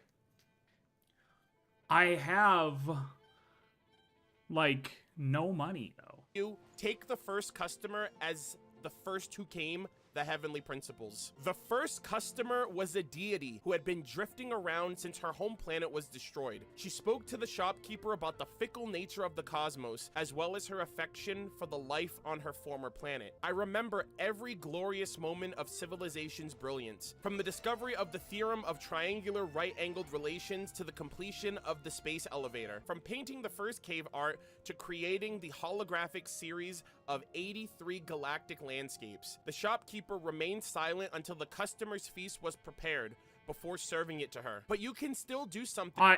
Dude, his music's changing and it's fucking me up. I'm reading it for myself. Music's changing and it's fucking me up.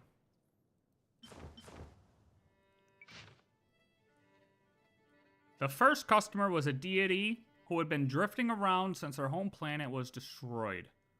She spoke to the shopkeeper about the fickle nature of the cosmos, as well as her affection for the life on her former planet.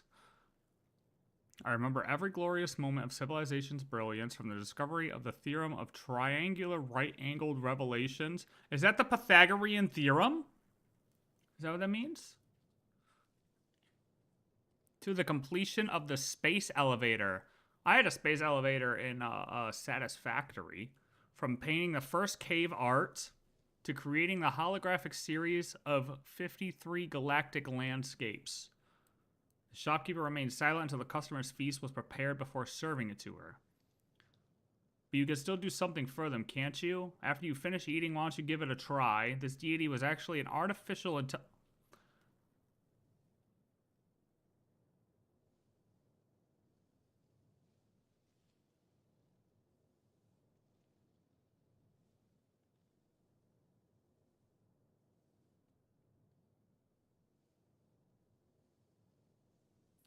This deity was actually an artificial intelligence created by the intelligent species of a planet to optimize resource allocation on a planetary level.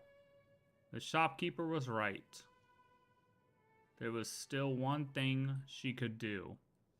The second customer was a demon who had destroyed many worlds.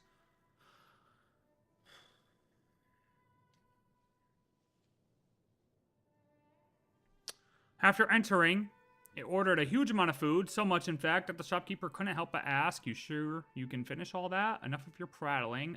If I can't finish it, I'll just take the rest away in a little doggy bag," replied the demon, licking its lips. In truth, this act of licking was more akin to a snake flicking its tongue and was the demon's way of sensing its surroundings.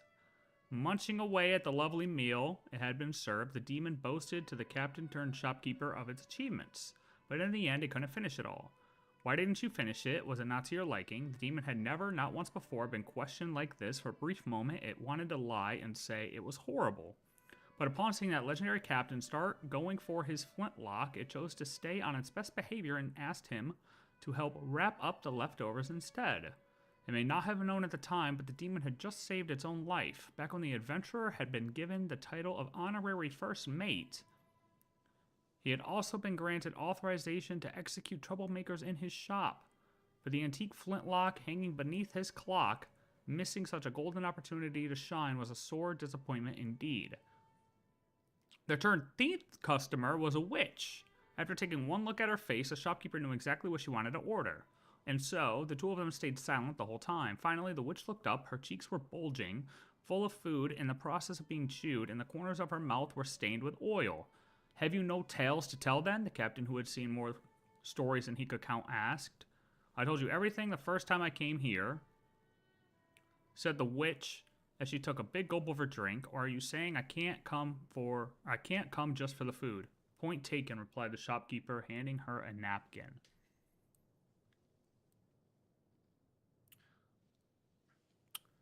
The second came really for a, but he's not really like a demon like that, though.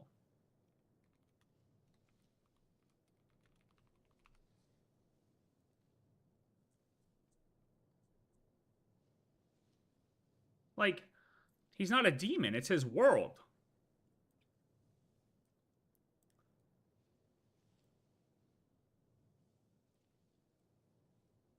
I guess depending on whose POV you're looking at it from, though.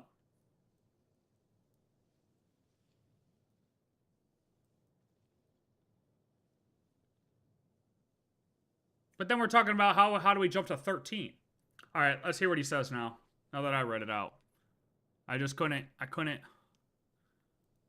For them, can't you? After you finish eating, why don't you give it a try?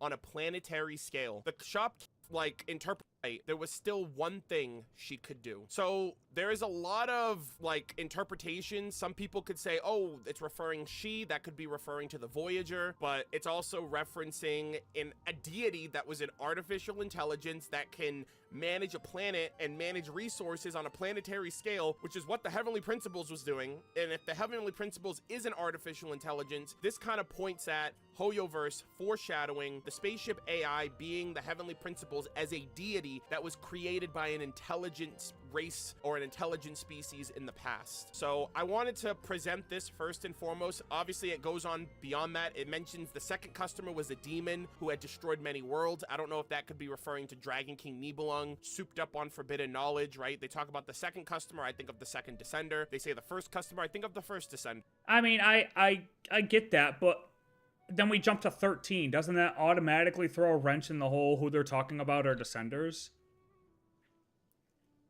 Like, I feel like that's something we just can't overlook. I feel like we just can't overlook the fact that we get up to number 13 here.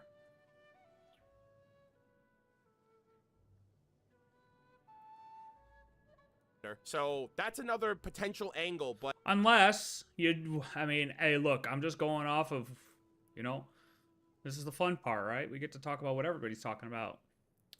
Radish says that it's in multiple planets, or that maybe there's multiple AIs across multiple planets, right? Okay, maybe this is how it was on a different planet. Maybe the first descender there was still the AI, but the second one on this other planet was an actual demon. And that one actually had maybe 13 descenders.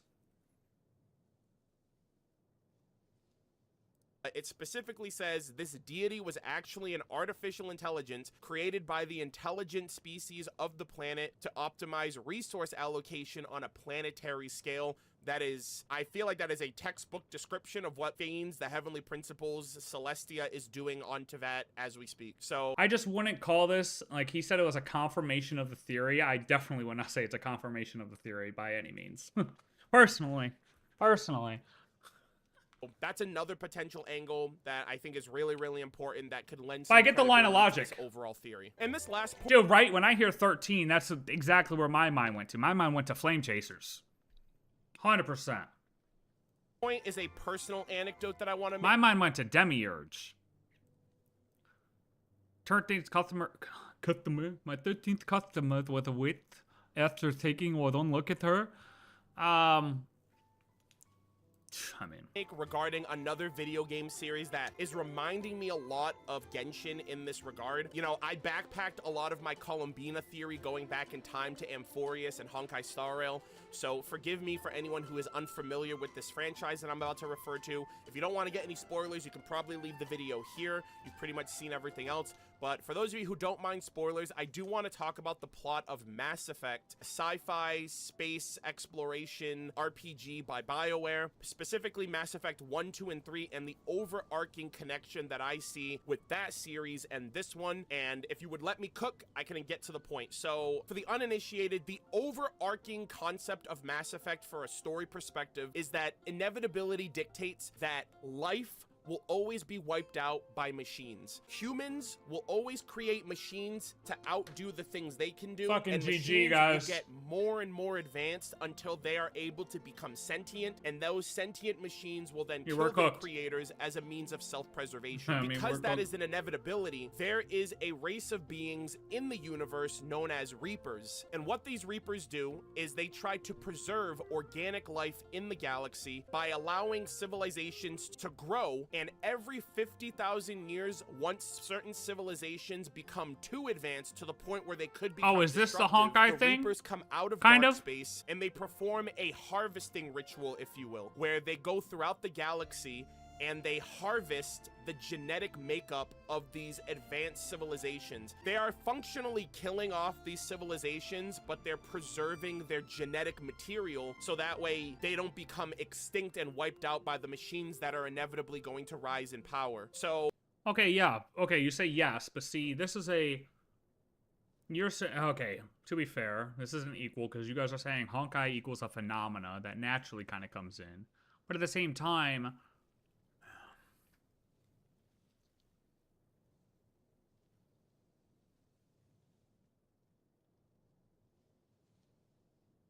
Tevat is a restaurant. Who's the shopkeeper? I think he said they were one and the same.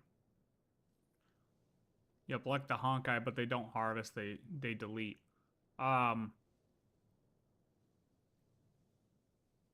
Okay.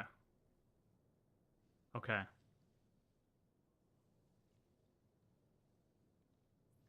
But this is just an outside... Either way, it's an outside phenomena, right? So, like, no matter what, if somebody were to have the knowledge on the planet, whether it be the civilization or the governing principle of that civilization, either way, wouldn't this phenomena come?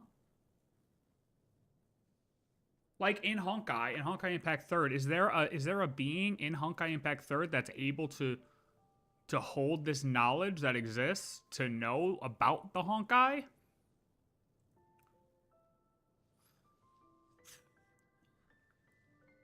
Like, because if Thanes has the knowledge, and he's just trying to stop the civilization from getting the knowledge, but if he already has it, wouldn't this phenomena come anyways? So what's the point of nuking your own people?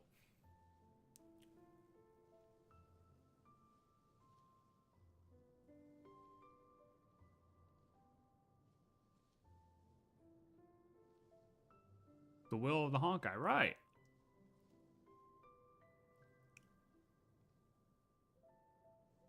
I'm pretty sure there's one planet that has this being that resets it every time they get close to triggering the Honkai wipeout. Can't remember. No, but remember, my initial thing was, how could... The whole reason this started was because I was like, why, if the Heavenly Principles is the AI who brought their own people here through this genetic seed vault, why would the Heavenly Principles be striking down its own people with a celestial nail? You're saying they would strike them down because they wouldn't want them to acquire a certain amount of knowledge to possibly trigger the Honkai if we end up going down that same route in Genshin. But if the Honkai is going to come, no matter what, because the Primordial One is the ruler of the civilization anyways, then it still doesn't justify him nuking his own people with the nails. To hide? Well, you know, you're onto something, though. You're onto something, though. Hold on, though. You are onto something, because what did Columbina say? Who said it? Who said we sent a ping out to the universe? Somebody said it in Act 8. Somebody said it in Act 8. Where was it? I don't remember where it was. It was around the time we were talking to Columbina. the reason I bring that up is because in the lore that we read... No.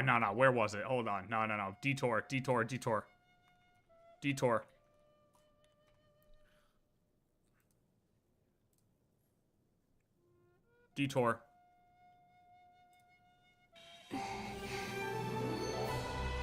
Free lunch. Oh, come on. What does it Sandrone, matter? was it? After everything we've all just been through? I thought it was right before we were That going to the smells good. moon. All right, that's it. I'm hungry. But, no matter which chance. there.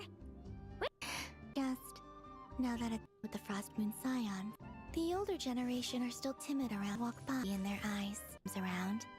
I can enjoy the goddess. Nice once I get to know you better. When we first met, you thought I was a little teasing. I'm good to finally stand for. Oh, that's What happened to our spaceship back then? Why did you leave? Let me open the way to our shared destination. I said that my story began on the moon.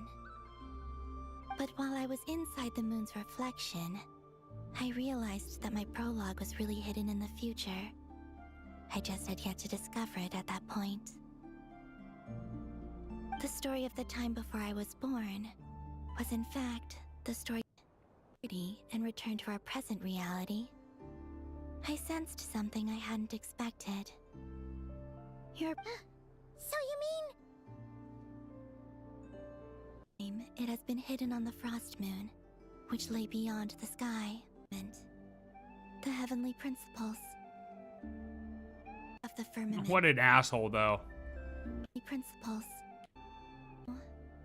Perhaps your ship contains something that is incompatible with Tevat, or something that cannot be known. I know it must have been hard to work up the with no chance to back out. Lumine, those memories belong to us. No one else has the right to decide whether I should or shouldn't know about it. Not even the heavenly principles. care, alright? We will. And don't believe in happy ending? Where am I? This is the pathway I built between Tevat and the Frost Moon. In the Trilunar Authority. I'm not gonna be able to find I it, man. saw past events. She was so young, inside, for better or worse. Not until much. Because of the way things turned out. In that mage, Nicole. I only recently learned that she has lived in Tevat since the time of the Three Moon Was it Nicole's Sisters. part? The moon goddesses always had a good relationship with the angels. I suppose our friendship continues that tradition.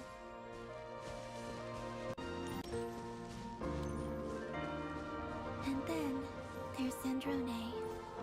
Well, you did say I never knew Sandrone, that maybe much about her, because you thought about this part. beyond the fact that she was created by someone called the Lord Artificer. She, too, suffered for a long time before joining the Fatui. Damn it. Even if only to hear. I'm afraid I didn't see much. It seems that I did notice that back when you first set out on your journey, she would often appear near. Lumine. I probably shouldn't reveal sunlight carry us forth. We are Fuck, I don't remember where it was. this. I'd like to bring some Kuhenki to the moon as well. If they're willing, of course. What about your other friends? Will you bring them to visit too? Certainly. But I'll need to tidy the place up first. This home hasn't received any guests in a long, long time.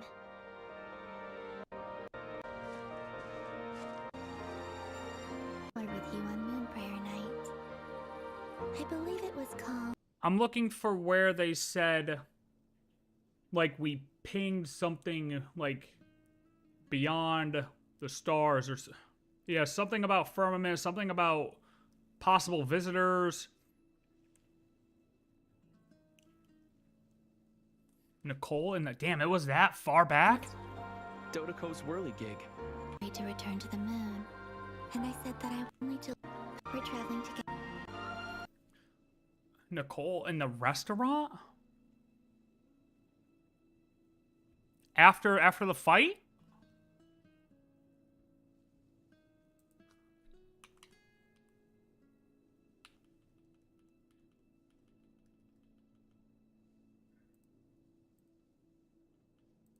Like when we're sitting down before going?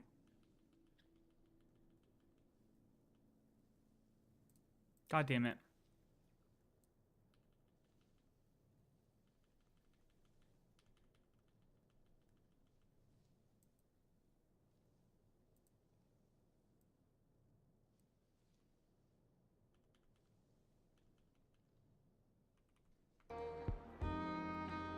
Okay, so it is close. Okay. Where are you? Right now. I'm sorry, Paimon. I can hear how disappointed you are. Surface is a far cry from what they are at their core. Perhaps you'll feel better if you focus on the fact you have a special line of communication with the great mage herself. Okay? Has something happened? No, or not yet, anyway. Well, that's not ominous at all. Not for the time being. Just think of this as a general check-in to make sure this communication system is still running smoothly. Besides, it's good to chat once in a while if we want to maintain our friendship. You could have just said so. Paimon got all worked up for nothing. Still, the best friendships are built through Shut up, you when you're not Paimon. there and just... Fair point. I'll bear that in mind for next. Yeah. Any update on that crisis at the world's borders? Alice just informed me that they had their work cut out for them. And now everyone's thoroughly exhausted. Can't let her But go what down yet. universe? Oh, there it is. Disaster has made Teyvat easier to... This disruption caused by this disaster has made Teyvat easier to detect from the outside universe. That. So what the hell does this mean? Does this have to deal with it too? Does this have to deal with this whole fucking Honkai thing, and if we end up going down that route? Down that road, I should say.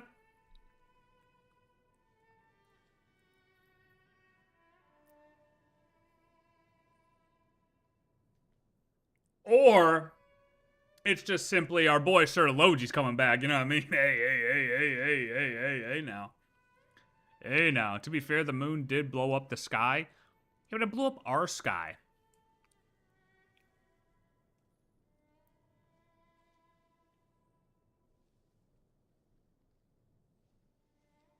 detect from the outside universe. She plans to wait for things to stabilize, then reschedule her Mondstadt vacation plans. As for me... Yeah, I don't know exactly what that means, but... For the outfit, it mentioned that the heavenly principles, the AI, and the sibling... My worry is the moon is the perfect Trojan horse. Yeah. Yeah, I mean, if it was beyond our sky, and nobody has really interacted with it for a while, who's to say somebody didn't, like, go to the dark side of the moon, plant some shit there, and now it's inside our borders? Also, I'm still curious as to what Alice means by the borders. I mean, I have no idea what that could mean. Still, no idea what that means. Because it literally can't mean the false sky. It literally can't mean the false sky. Brought a genetic vault with them on the spaceship that they were worried would get destroyed if there was any type of turbulence, like with supernovas or whatever, so they needed to find the perfect planet away from any possible disasters. Now, the Reapers harvest organic life in Mass Effect, and they use them to create more Reapers. They basically create Reapers in the image of whatever species they harvested. You know, by the time we get Mass Effect, humans are being harvested, and at one point in the game, they actually were trying to create a human Reaper, which is like a giant mechanical, humanoid formed Reaper, but the other ones are kind of like shaped differently. They're almost... Things that you think it means a specific part of the false sky? Yeah, but if she was supposed to be guarding or protecting the border, and the border's the false sky, where the hell was she when Dottore split that shit open with his finger? Like, you know what I'm saying? Like, wouldn't that constitute as protecting the false, the border? That's what I mean by, does she mean a different border? Like, I feel like the border she's talking about is not the firmament, and she's talking about a different border. Because also, supposedly, Nod Krai is on the border of Teyvat. What the hell does that mean? Like, the way that they're describing border is something different than how we're taking it, I think. All around. All around. And it could just mean the underside of Teyvat. Like towards the core of Teyvat.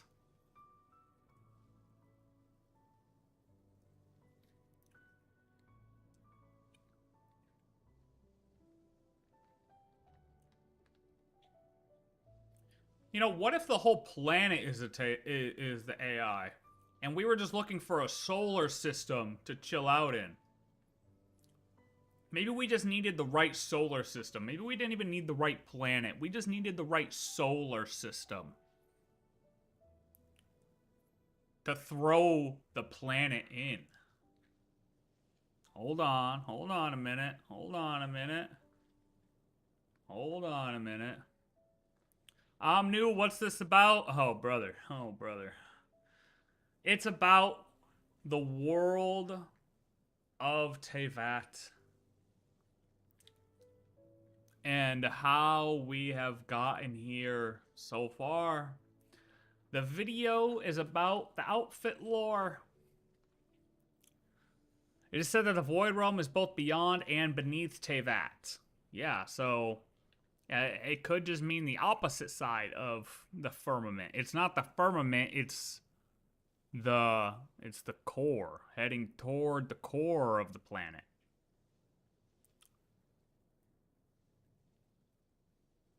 It's kind of like shellfish in design, but I mean, my point is, I think we can confidently say that the border that Alice is referring to is not the firmament. That's my point. basically, the Reapers come out of deep space every 50,000 years to wipe out the advanced races that could become extinct if their mechanical creations outpaced their advancement. So it was kind of a means of self-preservation. It was like, we have to kill you in order to save you and harbor you in this genetic vault. So which that way your genetic makeup I agree. This is what the HP is doing. But it makes no sense for him to kill his own fucking people if he found a planet to save his people. Okay, sure, you can infinitely make more people, but why? Why? Always exist. Even though it was kind of weird because that's how the Reapers reproduced, essentially. So it was like wiping out one race, but they not only harvested their genetic material, but they also formed that genetic material into a hive mind. So the whole entire consciousness of the human psyche would be embodied in this Reaper, and they would also follow the Reaper mandate of every 50,000 years. We just have to keep doing this to save the universe until we can find a permanent solution to this problem. Now, I feel like the Heavenly Principles are kind of doing the same thing, and I could be misinterpreting this, but I literally went back to the manga of that scene where Vanessa ascended. If we have the context of the AI being from the spaceship and is the Heavenly Principles of Teyvat, what does it mean to ascend? Vanessa ascended into Celestia, and it looked like, if you guys don't know, it looked like a panopticon, which is basically like, it looked like a prison with a bunch of cells surrounding like the entire area. Like Vanessa essentially ascended into a prison. But I'm curious. That sounds if awful. The Heavenly Principles is aware that Teyvat is on borrowed time. Eventually, the borders will fall, the firmament will fall, and this world will inevitably be destroyed. I wonder if ascending to Celestia is the Heavenly Principles' attempt at gathering, quote-unquote... Why does it sound like there's a train horn happening? Why does it sound like there's a train horn happening in Mondstadt? There's no trains in... the best of the best as new genetic material to take off this planet as a form of self-preservation if this world is doomed to be destroyed. It's either that or they're really just imprisoning people on Celestia if the manga is any indication. But I'm kind of curious if the Heavenly Principles did that initially, like before they found Teyvat, did they harvest the genetic material of humans wherever they came from, brought them on the spaceship, came to Teyvat, and just littered the humans here for new life? But now if the planet's in danger, they have to ascend people. But the planet shouldn't be in danger. Like Vanessa, like Master... That's kind of what the outfit's saying, though, is that they scoured planet after planet after planet after planet to make sure that the planet wouldn't be in danger. I mean, yeah, we're talking, let's just say, max 10,000 years. Max. Like, it wouldn't have landed somewhere that only had 10,000 years. That's literally what the outfit's saying, too, is that they kept scouring and scouring and scouring and scouring. And I will argue that maybe the whole point of slowing down over Teyvat was to scan it. They went out to look and see if there's anything else, and maybe something else went wrong on their journey after slowing down, and they had to come back to Teyvat because something else went wrong. Like when you take off from an airplane, if all of a sudden you start to lose an engine, you loop back around and land. Type shit.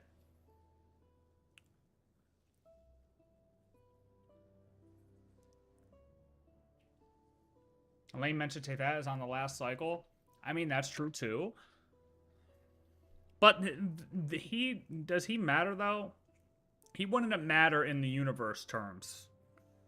I mean, yes, that. Ugh.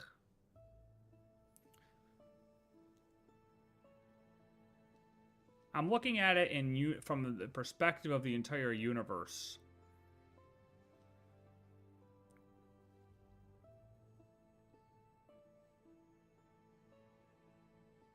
Also, maybe the Honkai isn't a thing. Again, because of the outfit. Because it's mentioning planets that it went to. Think about it. The one planet it decided to mention. Where am I going? Oh, I am in the right spot. The one planet it decided to mention here was a planet that got blown up by a supernova.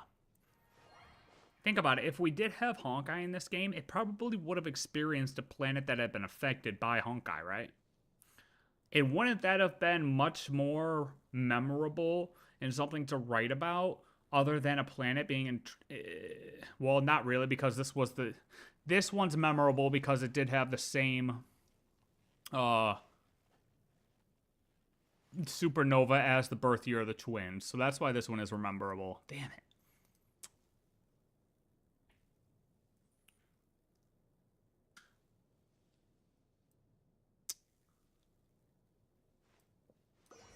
Honkai would have been something to write about here, though, as like you going through space, finding planets.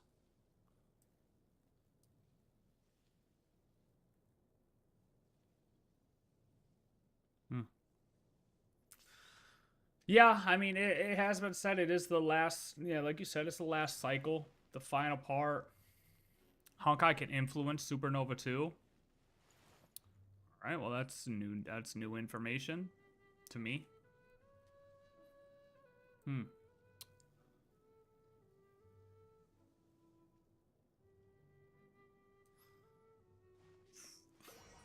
Such levels of extravagance and cruelty simply did not exist. How informed are they? How informed are the people in Honkai Impact 3rd of the Honkai?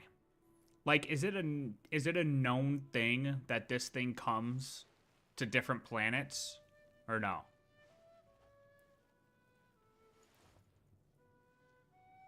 Or is it like, oh my god, we're getting fucking attacked by this thing called the Honkai?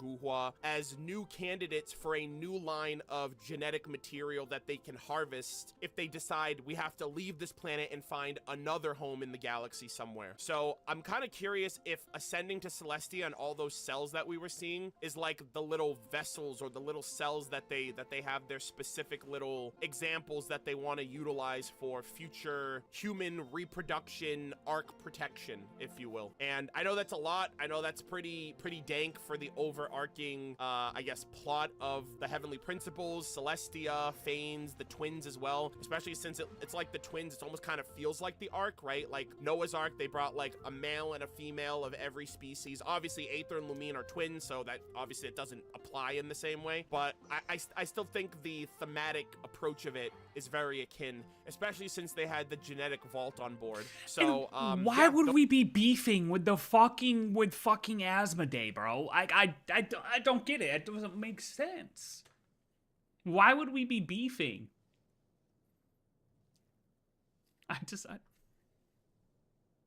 Those are all of my thoughts, theories, speculations, hopes, dreams, and everything that I observed with this theory that we came across during the Ark Conquest. I think it's pretty solidified unless Hoyoverse throws a wrench. I mean, we're still super early, so we... Unless it was a rogue AI The AI went rogue, and we also weren't happy with it destroying civilization, so we are trying to also take it down. Hold on a minute. Hold on a minute. We're trying to fight it, too.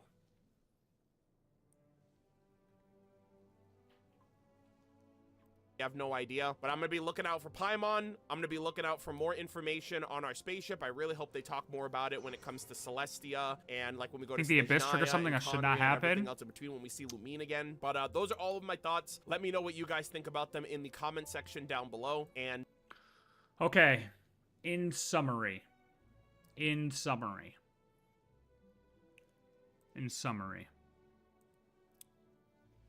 I think it's very possible that the Heavenly Principles could be an AI. However, there are a couple things that I would argue against, which I brought up. Loma being a traveler, Charlotte, what are you talking about?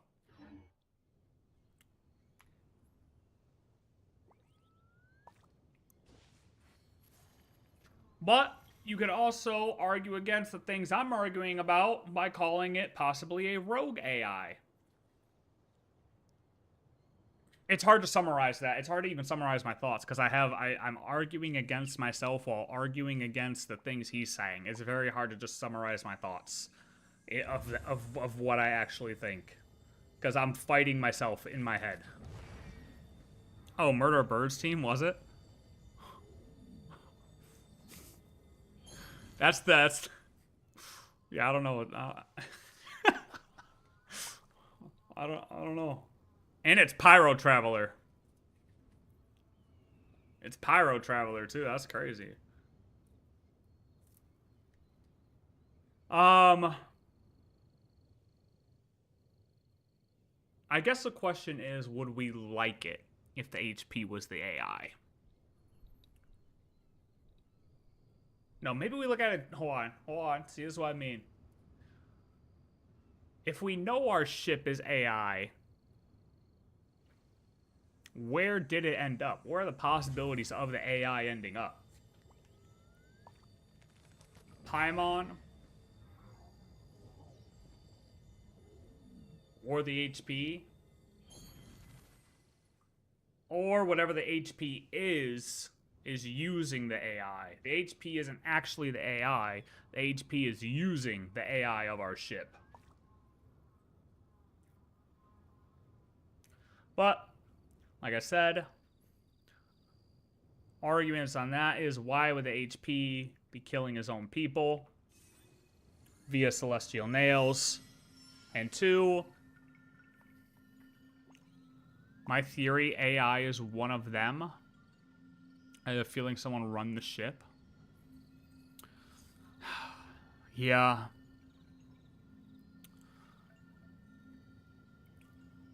I honestly, I don't think I have a solidified opinion on this. I think I just don't have a solidified opinion on this. I think it could go multiple different ways, and I can't set a direction in one of those ways. I just can't. Because I could see it being a rogue AI. I could see it being a person who was also on our ship using the AI, and it is the Heavenly Principles using the AI. I could also see it being just the Heavenly Principles was already here, and maybe the Heavenly Principles that was already here took over our AI. What about that? I mean, is that possible? What if we came here with our AI and whoever was here already doing this shit used our AI and the things that our AI was able to do? And since we know that our ship was the one that was talking about terraforming, so we can assume it had the capabilities, right? But somebody may have already been here, took the AI from us, and used it to form the world.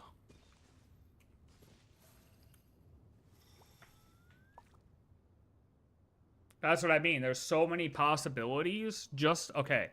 The fact we could set in stone is that our ship had an artificial intelligence system in it. But I don't think we know if it's artificial intelligence or AGI either. So yeah. Good video though. Hey, look. Oh, look. I like him. I do like him because he puts his thoughts together well, and he knows a lot. I do like this guy's videos. I've been watching him a lot lately, so. And it looks like he's making a bit more recently. Like, obviously, he's been a creator around forever, but it seems like he's putting up his theories a bit more than I saw before. I have a feeling at Conry, I know that they don't need God because they know the truth of the heavenly principles. HP had his functions ruined. A self-sufficient AI could just be a thing to help. Yeah. HP could have its functions ruined. A self-sufficient AI could just be a thing just to help. Yeah. I mean, that's what I mean. There's just... It's always like we get a little piece of something and it's just not... We're just short of being able to set anything in stone. You know what I mean? Just short of being able to set something in stone.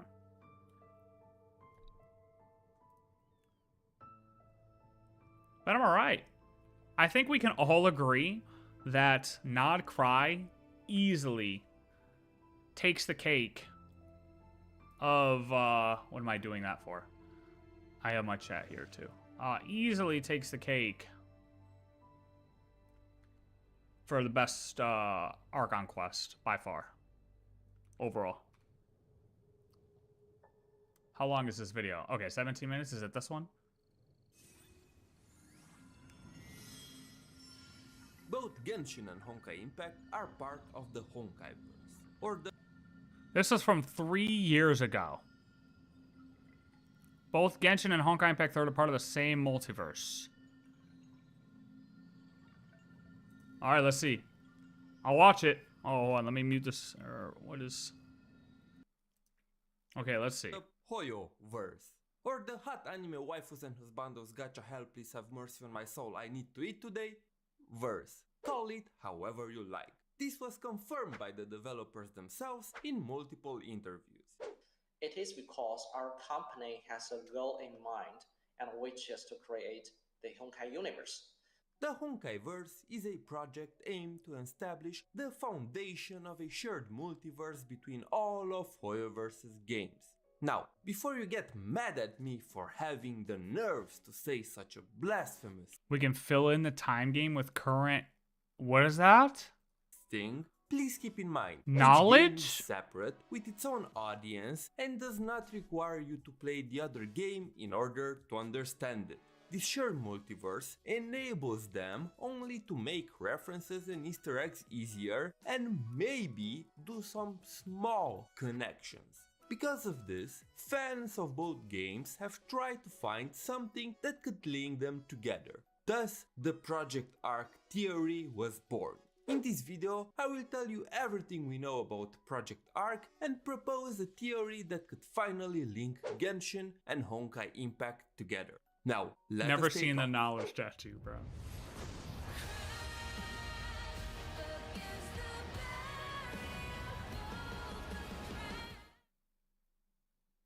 How long was Honkai Impact 3 out before Genshin? Wasn't it like 4 years or something? 4 years?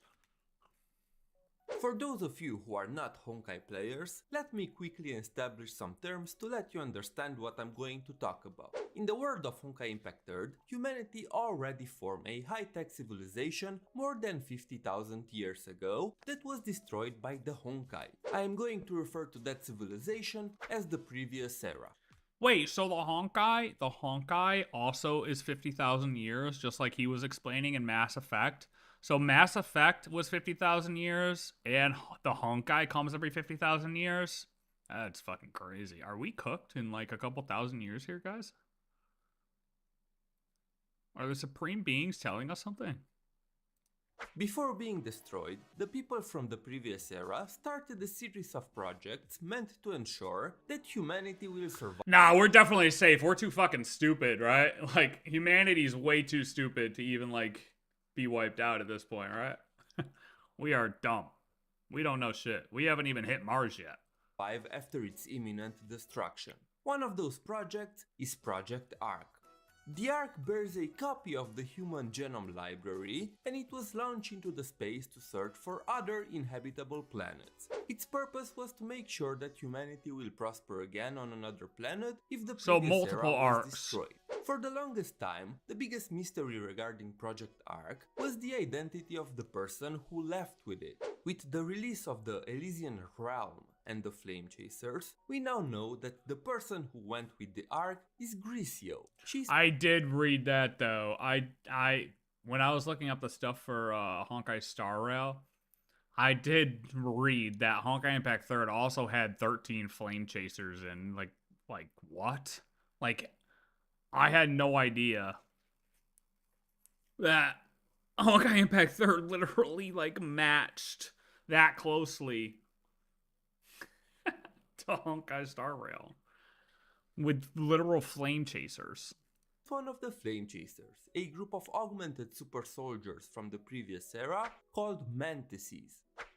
Initially, the project was supposed to be carried out by Kasma, another Flame Chaser, but Grisio asked to go in his place. While the Elysian Realm lore doesn't give a definitive answer as to who boarded the Ark between the two, it was confirmed later by Grisio's dorm description that she was indeed D1.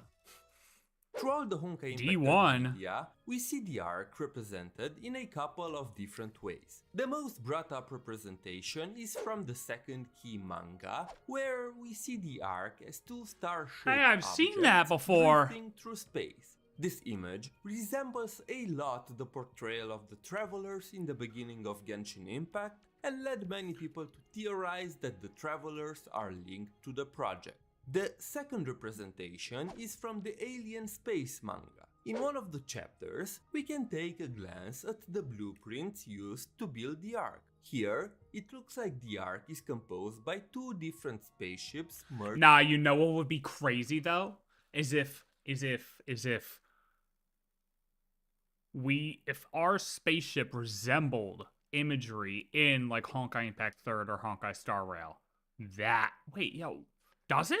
Together. This had many believe that what we saw in second key is nothing more than a very zoomed out perspective of the ship and nothing more.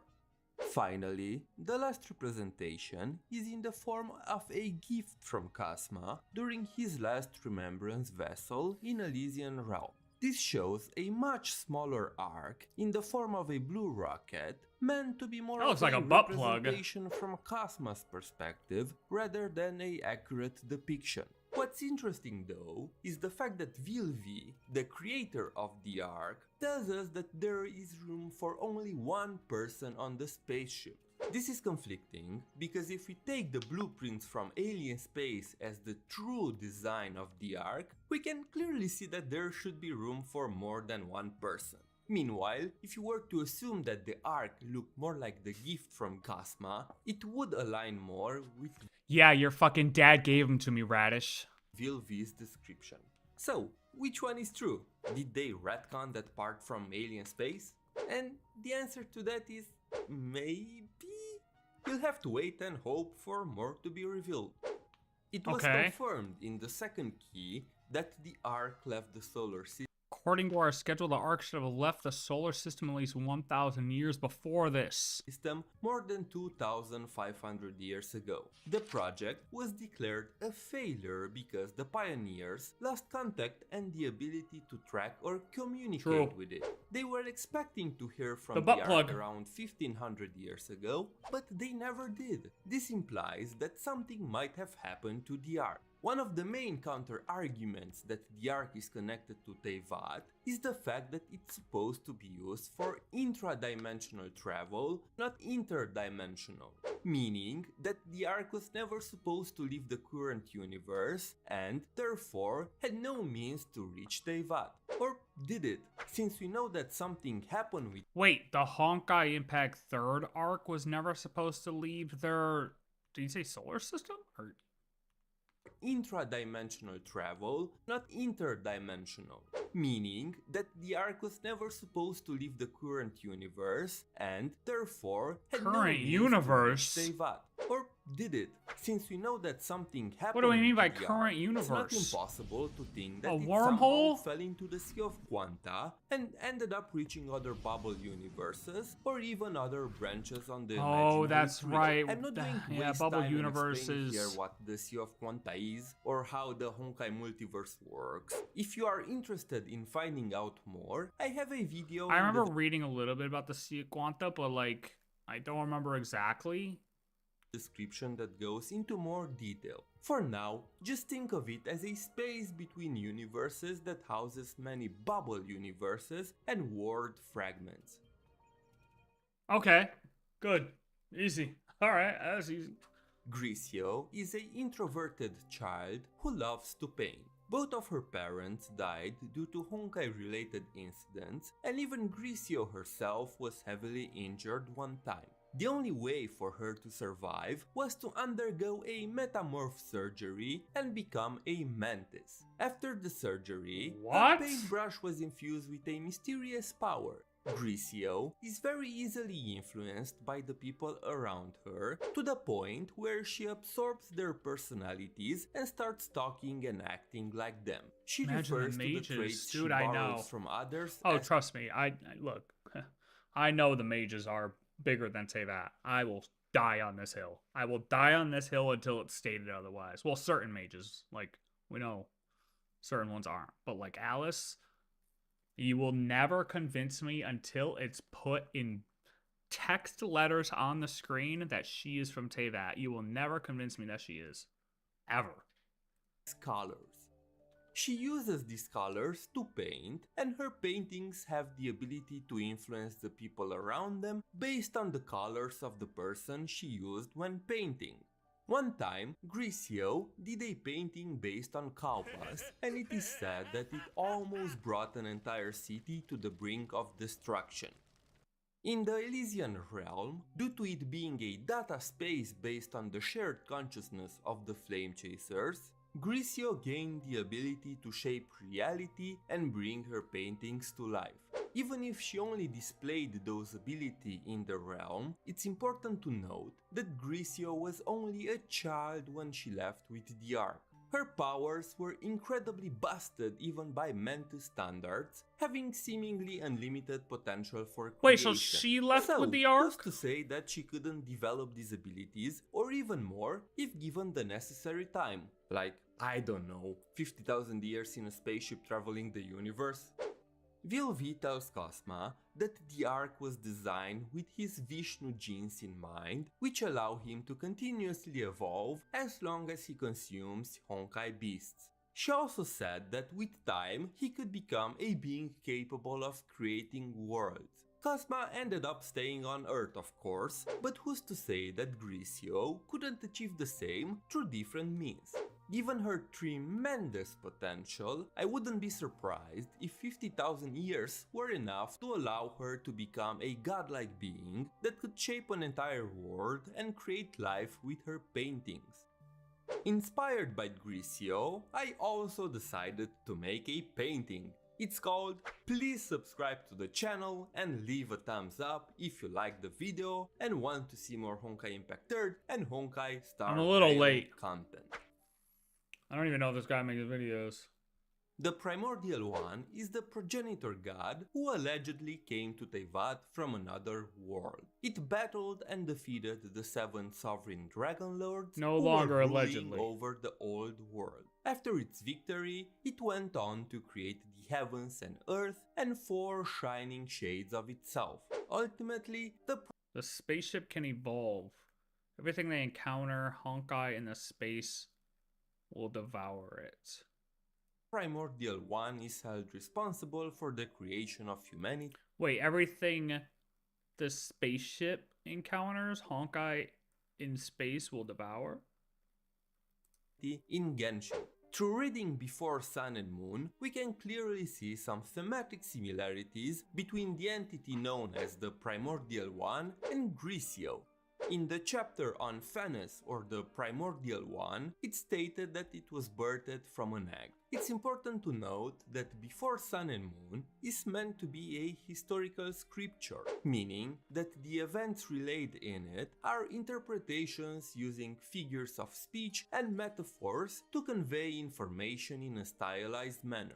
So, if you take that in mind, the egg could very likely be a spaceship, an ark of some sort. Even if the two have absolutely no connection whatsoever, it's clear that Hoyoverse used. So that's, yeah. I mean, one of the first things Murderbird said was that everything we knew in Before Sun and Moon would be a lie if it's actually an AI, right? Maybe that's not exactly what he said. Maybe that's not exactly what he said, but he kind of... I remember him saying, does that mean everything in Before Sun and Moon is a lie? Spaceship is alive and use Honkai energy to keep it running. Oh. For that reason, I was shocked the design of ship looks odd. The story of. Well, I mean, yeah, it doesn't look like a butt plug anymore, but like... Noah's Ark, or Tevat Noah in Hebrew, as a core theme for both characters. Some of the chapters in Before Sun and Moon, such as the year of the Ark's opening and when doves held branches,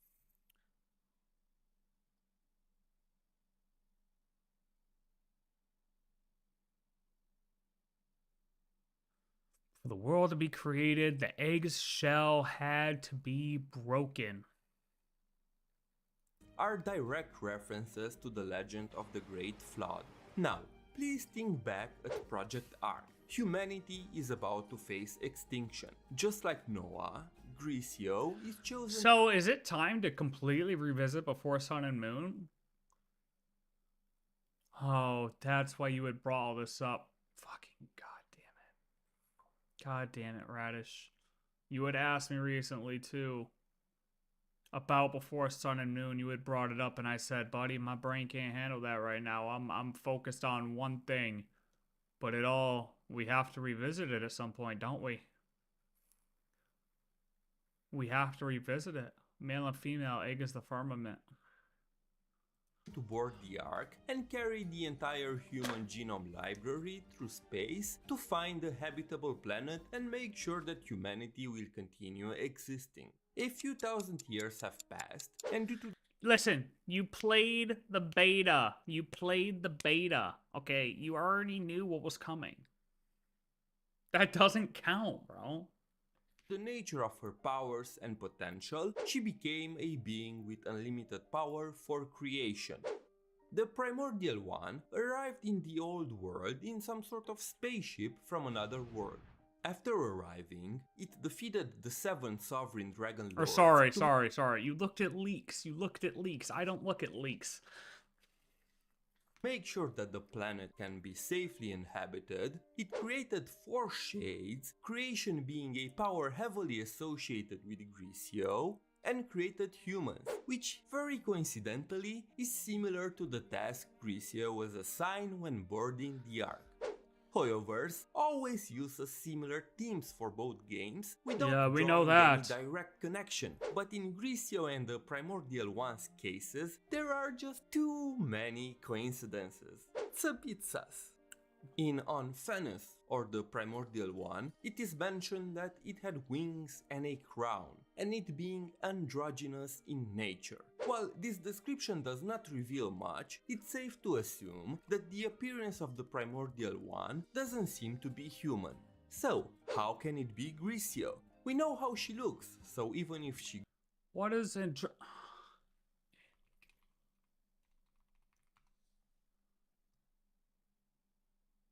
blend of masculine and feminine characteristics in appearance, identity, or expression. What the fuck? It's a... Androgynous could be a fucking robot. Oh, fuck. Oh, fuck. Oh, fuck. Oh, shit! It could be a robot. grew older while boarding the Ark, she wouldn't suddenly grow wings, would she?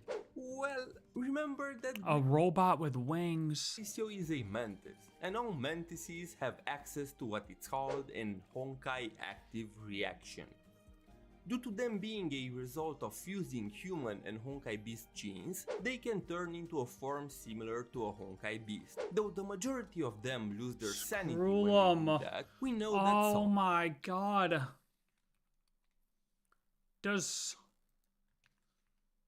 He does do something like that. He does!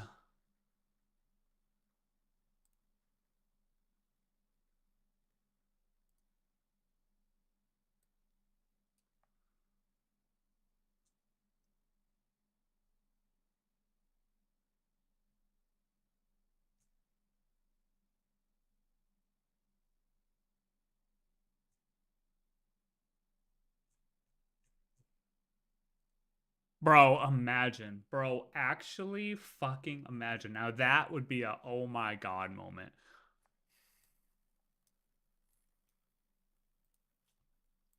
Like Mobius, can control their active Honkai reaction. So, it wouldn't be impossible to assume that the appearance described in Before Sun and Moon is Grisio's Honkai active reaction form. Nah, Screwlum's too cool to be a little bitch having to celestial nail everybody who wants to get smart, okay? Bro's whole objective is to question the universe, okay?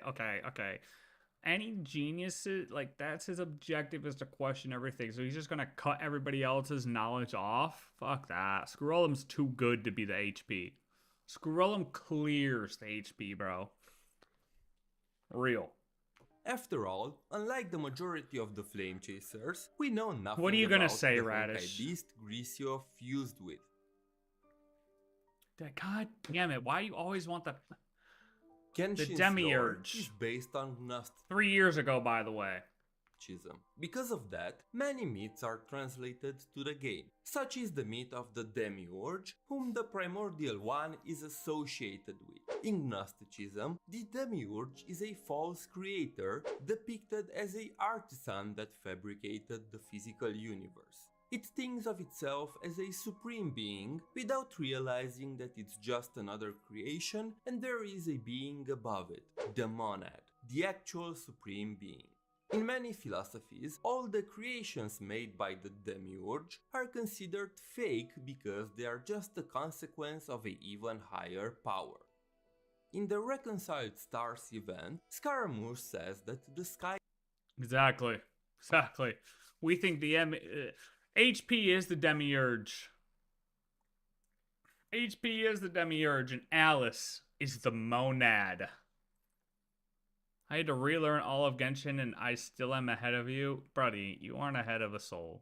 Is fake, hinting at some hidden truths behind the creation of Teyvat. Maybe the sky in Teyvat is fake because it's not made by a true supreme being and it's just a painting made by the Demiurge, in this case the Primordial One, aka Grisio. Let's take a look at the journey of painting stars. In this event, we play as Grisio, who is traveling through a world painted into existence by an entity known as the Depictor. As she and her painted companions travel through the world, she restores it by repainting the parts that are fading. The event heavily implies at the Van end Gogh! that the Depictor I is know the that real one. Grisio That's who Starry went to Night. the Ark.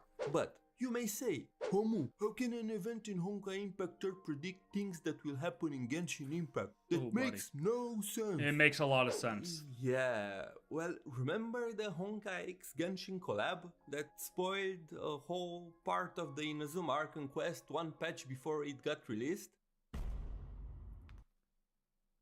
That happened? That happened?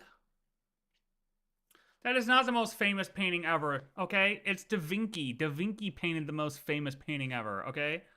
The Mona Lisa. That's the most famous painting ever. Da Vinci made it. You're saying that the one we met at the ceremony was just a puppet? And the real Raiden Shogun is the one that the Traveler met later? I just want to say that it's not something I had no wouldn't idea that put happened. past Hoyoverse to do. They like to tease one game in another, and it's something that we have observed multiple times. So you're telling me Honkai Impact 3 is the only one that got a successful crossover? This is bullshit. This is bullshit. I want a refund. Look, I'm still waiting for the Star Rail Genshin crossover, okay? It's coming soon. Trust me, it's coming. I got told by the king of Hoyoverse, it's coming soon. Trust me. At this point. It's coming. Hey, future homo here. While editing, I noticed that... Did he call me a future homo? Wait, what the fuck? Oh.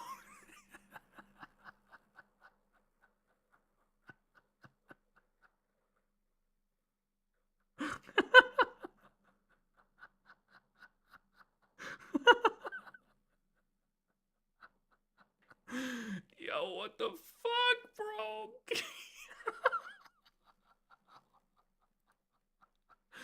Yo, what is going on? Future homo here?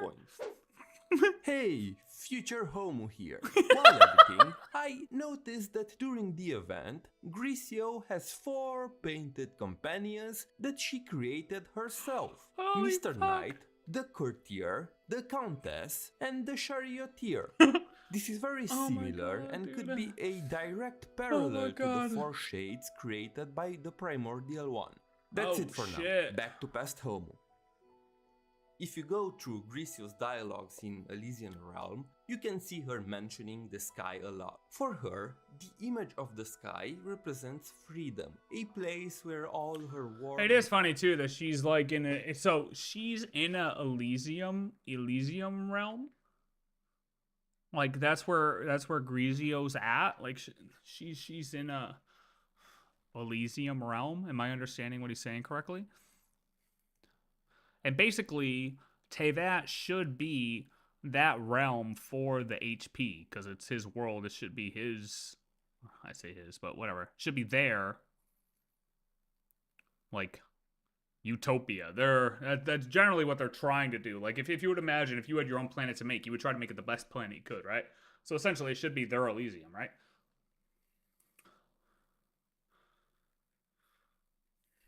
memories exist and where she says that she'll want to live someday. Of course, this could be foreshadowing that she'll take to the sky with the Ark, but what if Grisio painted Celestia as a place in the sky to live in, just like she wanted as a child? So, let's do a short recap. The primordial one is Grisio, who embarked the Ark with the Human Genome Library at the end of the previous era. While drifting through space for thousands of years, Grisio, who had unlimited potential for creation, became a being capable of altering reality and create life using her paintings. She ended up in the Sea of Quanta, and there she found Teyvat, a bubble universe in the sea. She used her powers to fight off the 7 sovereign dragon lords and to paint 4 shades. After that, she painted the sky and earth anew to make sure that the planet is habitable, and then used the Human Genome Library from Project Ark to restore humanity. Finally, she painted Celestia in the sky, where she wanted to live for the rest of her days. But, as you may have noticed, the story of Genshin Impact is a bit more complicated than that. Something might have happened to Grisio, and whoever rules over Celestia right now seems to be a totally different person. Who knows? At the end of the day... That part. I don't know this Grisio person, but it doesn't seem like somebody who's going to start sending down celestial nails. I could just tell this from a 15, 17-minute video that it doesn't seem like the person that's going to be sending down celestial nails on innocent beings of the Human Genome Library. You know what I mean? That's the problem. That's the problem in the logic right there. That's the unknown variable, if you will, in my opinion. This is just a theory. It doesn't have to be true. All it needs to be is just a fun idea to discuss between the fans of both games that love to find connections. And it is cool watching this like 3 years down the line. And yeah, you're definitely gonna have a twist. Colin being sent, as far as I know, the Heavenly Principles won. Right? Exactly. I mean, and they're not going to match this 1-to-1 anyways. They never do. They never match everything 1-to-1. They leave a couple things in there to make you think it's going to go one way, but then kind of switch it a little bit to go the other way. Just a little bit. It's like they did with the time travel. Realistically, it wasn't direct time travel. It was you're blown off the map and interacted with them 6,000 years in the past. We didn't go to them through direct time travel 6,000 years in the past. While it was hinted towards that, but it was close to it, but not exactly. So the things get close to it, but they don't end up exactly like they are. But the obviously Human Genome Library, the Ark, they match. Things are matching there, but we obviously know it wasn't just one person now on the ship. We had the twins that were also on the ship. So even if you want to say that, whatever, this girl or if you want to say that this girl equals HP, right? HP took the Human Genome Library on the Ark to find another planet to put it on. Well, we know it couldn't have just been this girl as the HP because we have the twins on there. So that's already the twist on this story, right? Now the question is that third person actually the HP that uses this AI? Is the HP the AI itself? Is the HP somebody who's just using our AI after we crash landed into the planet? Did the HP jump on our ship and rip the AI out of it after we slowed down? You know? And then we got sent off course and it took us however many thousands of years to end up back at Teyvat to find our AI again. Our AI got hijacked, perhaps. Perhaps. This is my point. There's plenty of ways this could go. You know, the other weird thing, too, is the fact that our traveler, how long can they live? Doesn't seem like they're just living a human normal lifespan. So the human genome, these guys are living normal human life, human lifespans, it seems like. So how are we that much different from the humans in Teyvat to live a different lifespan? How does that make sense? How are we able to live differently from the humans that consist of Teyvat if they're supposed to be the human library of us, of our species? What does that make us, or what does that make them actually? So there's lots of questions still, but we're one step closer to the truth. Surely we're gonna get there eventually. I can imagine Hoyo is probably gonna tell us everything next patch, right guys? Right? We're gonna get all the answers next patch. Stay positive. Don't lose your mind. That's what I mean. Those travelers don't age. But if we're supposed to have the human genome on our ship, then that's what consists now of Teyvat, is that human genome in Teyvat. These humans on Teyvat are still living average lifespans, it seems like. I mean, maybe they're not. It has been 5 years and motherfuckers haven't aged a bit. So, who actually knows?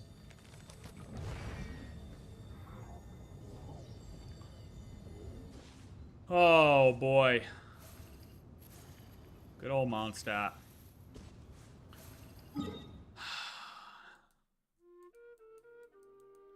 Good old Mondstadt. Well, that was fun. That was fun. I did not expect to spend that much time on that video, but this is good. No, that was good. The whole outfit thing, I mean, it's the talk of the town right now. It's the major thing happening. I mean, it seems to have unveiled a lot, but at the same time, has it? The fact we got is our ship had some type of AI system on it, but that's pretty much all we can come to as far as conclusive evidence, in my opinion.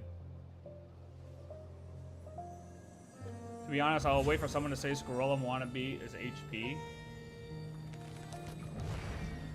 I mean, probably to that extent. That's probably what it's gonna be. I imagine the HP is going to be someone with, like, Lygus demeanor. Not necessarily saying it's going to be a Xandar, right? It's not going to be a first genius. It's not going to be the first genius. I'm just saying it's going to have that same behavior. That the HP is going to have that same behavior behind them.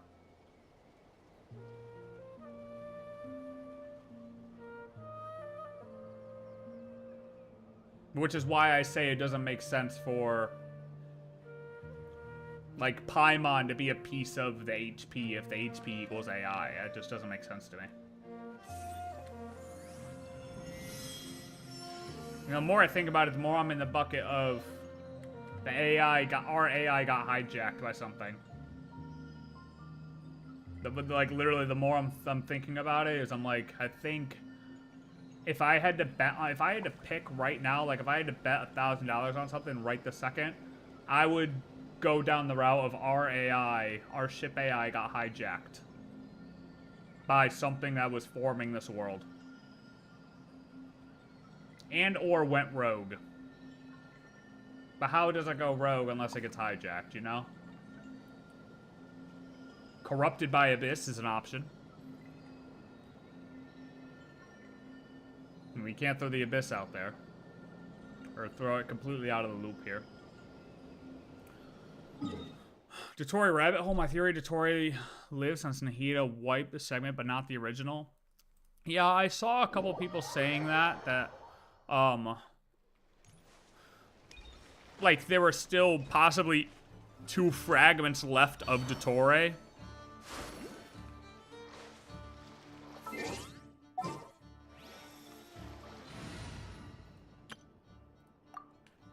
And the one we killed wasn't the last remaining fragment of Dotori because of the Sumeru when one went away on the ship and then one was still possibly alive.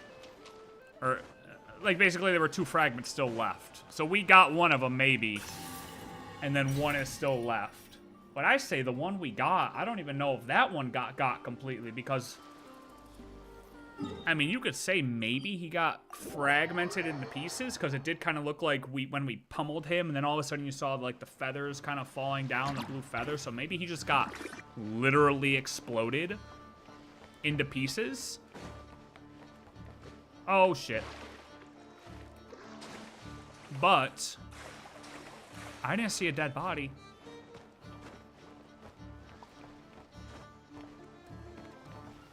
I don't like that I didn't see a dead body.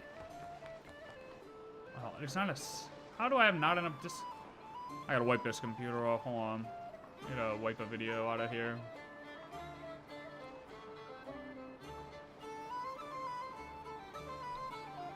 I have to actually just wipe this computer of all these recordings. God damn it. Because I keep getting full. Dude, can I get the recyclable bin, please?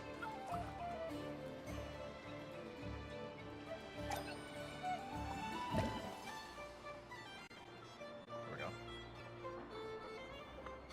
We got Sundayed, fake ending. Well, yeah, dude, I was double checking too, and we did get 2 full endings.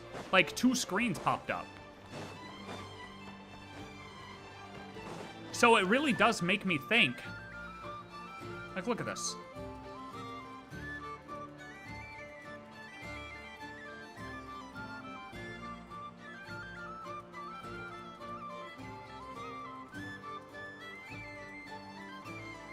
Actually, I could just go here. I agree with Hat Guy's perspective. We get the this one? Is a time when many new variables are emerging. Put on the moon and continue our... And for me is Nick's torch. Every wields will declare. No, it's before we ask her about all that.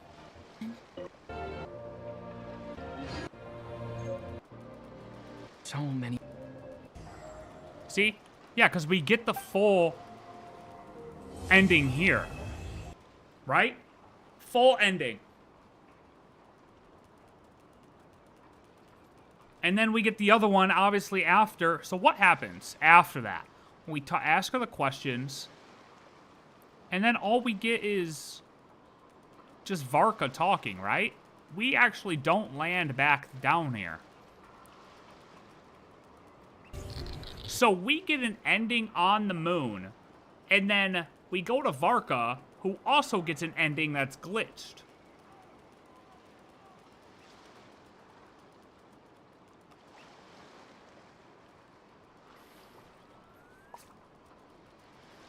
Which is weird. It's not as though we go back down there and get a different ending. No, the only thing that happens from us getting the ending on the moon to the second ending is Varka. That's it.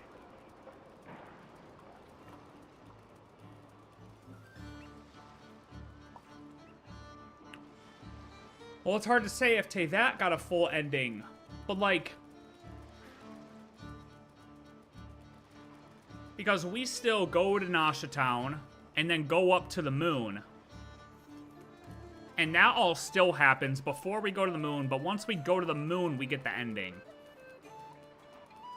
So it's like, does our ending on the moon just... I don't know. Time runs differently? Does something else happen in Teyvat while we're up on the moon that they get a different ending? I don't know. I don't even know how to look at that. Oh, hey, what's up, little buddy?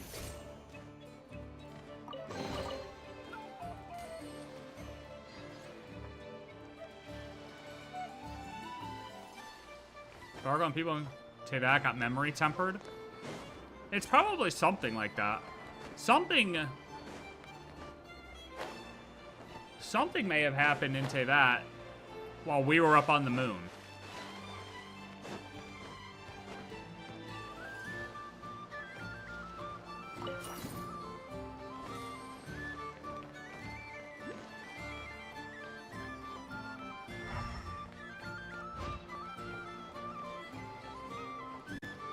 Our fame got cursed?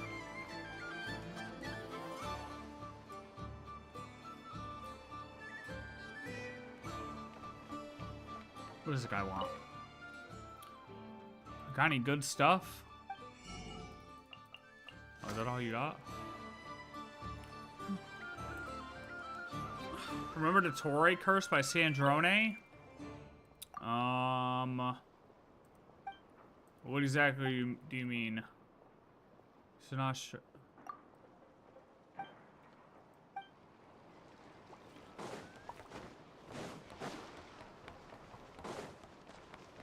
I'm blanking about what you're talking about right now. And I guarantee you, as soon as you say it, I'll be like, oh yeah. Where is this fucking chest?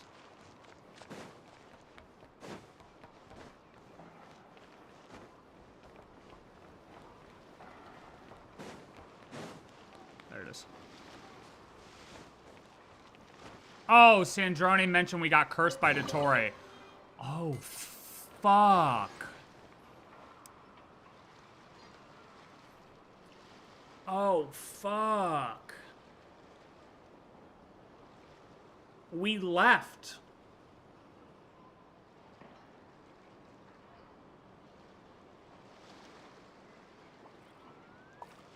We left. We left to that. I mean, yeah, we literally left Not Cry. Not only did we leave Not Cry, we left to that. And we were still cursed. So if one person leaves, does that mean it fucked everything up? Oh, that's a good point. I didn't think of that. That's a good point.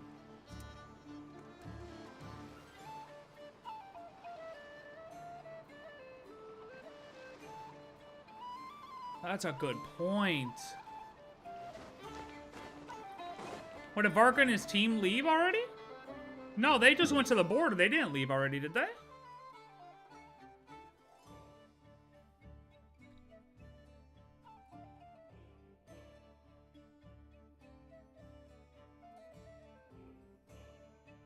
No, I love you.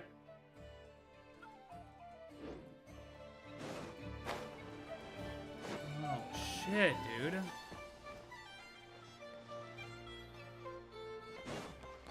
Not yet, but oh, so they're kind of like foreshadowing it. Like, oh, he's planning to go back. But if he goes back... he'll get fucked on.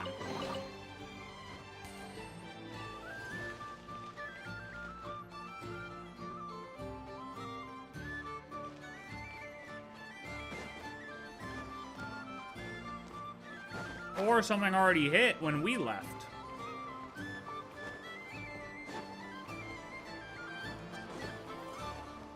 How the hell am I supposed to climb this, bro? Come on, man. I hate when they do this.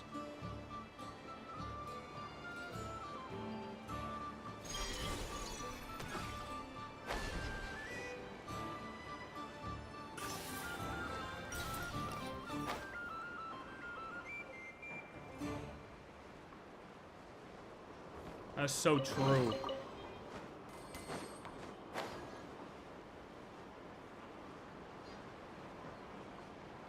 It was anybody who fought Dotori in that first round got the curse. I think.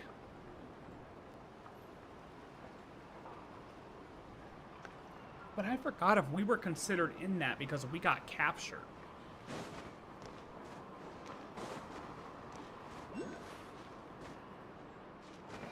Say it, Radish. Don't say Dotori can hit it raw. Oh. Definitely thought that's where he was going with that. Milk haters don't deserve the right to exist. Okay, buddy, listen. You can't run around saying people don't have the right to exist. Alright. Yes, you can, actually. Who cares? But, I mean, yeah, I agree. Milk is great, but I don't know if I don't know if I'd die on that hill. Like, if you don't like milk, I really wouldn't care. What, you know, though, if you don't like Taco Bell, that's a different story. Like, anybody who doesn't like Taco Bell, buddy, you might need to reevaluate. You need to reevaluate your taste buds, brother.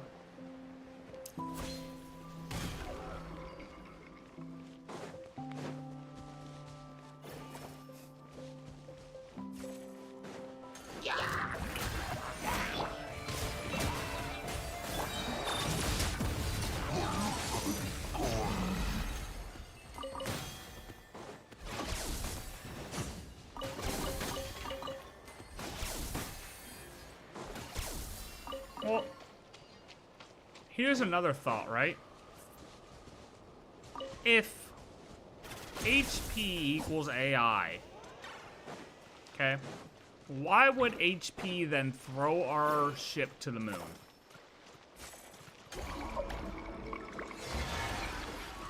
Yeah, there is also a possibility we weren't affected by the curse because they're a descender. That is true. That is true. That is true.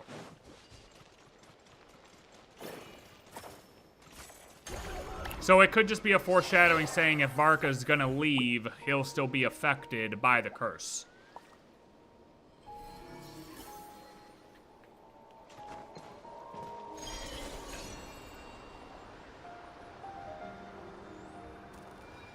Where is this taking me? I was already up there.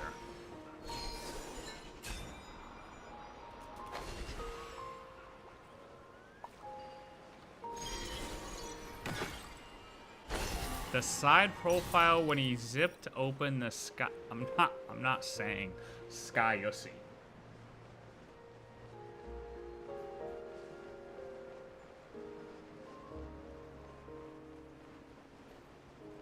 Okay, but why would the HP throw a ship on the moon if he's AI? What is the purpose of that? It's said to possibly, like, maybe hide information?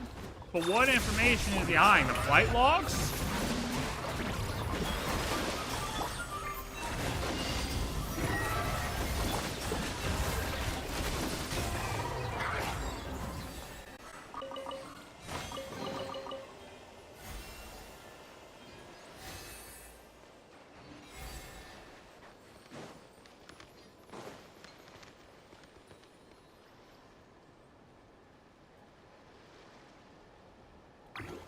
Part of the plan. I'm just trying to think, like, if it is the AI, what's the motive? Like, I get it if the HP just wants to, like, hide our ship, so that way people don't, almost like people don't even start to suspect a false sky type of thing.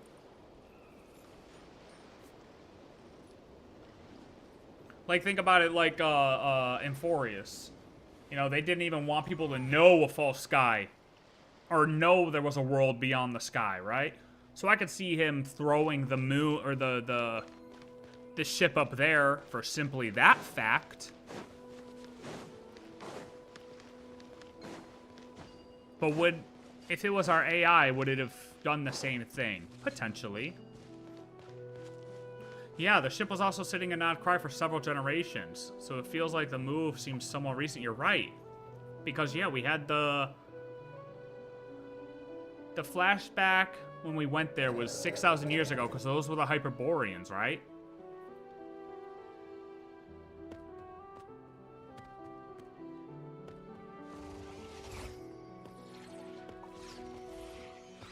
That was Hyperborean area that they were looking at it in their ghostly forms.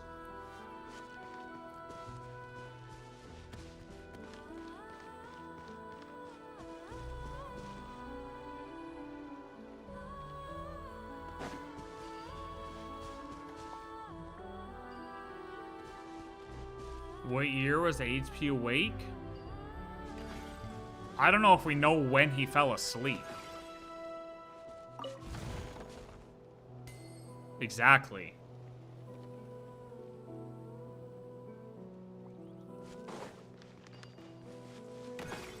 What the fuck? I didn't want to go in that.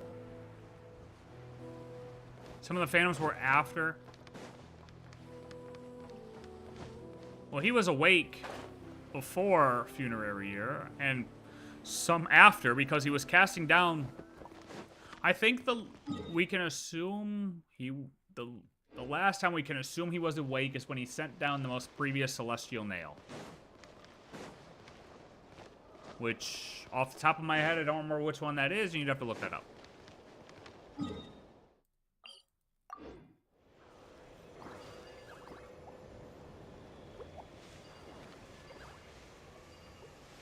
Celestial Nail.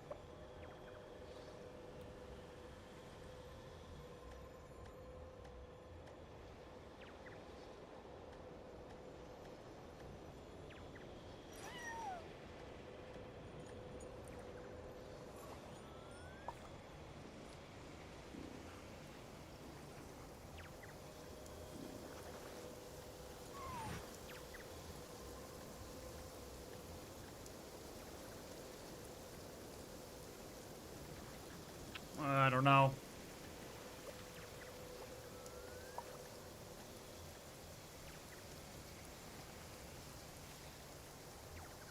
Here's the thing. I'm assuming, if you're trying to figure out when he put the ship up there, I'm assuming he put the ship up there. Are you sure some of the Phantoms were after Hyperborea? Because I feel like the only way Columbina would know that the ship is on the moon is if she saw it when she put her Trilunar Authority there. Which would have been 6,000 years ago. Which would have been War of Funerary Flame after he flung the Frost Moon outside of the border. Outside of the false sky. I feel like all those things happened at the same time. Frost Moon got flung outside the false sky. HP put the ship on the Frost Moon, and also Columbina put her Trilunar Authority on the Frost Moon. I felt like all these things, all three of these things happened around that 6,000 year ago mark. Otherwise, how would Columbina know? I don't think Columbina would know. Because her body, you know, obviously descended upon Not Krai in the form of Kuvaki. And she just put the Lunar Authority there before she cast her body down. So she was dead for the last 6,000 years, technically.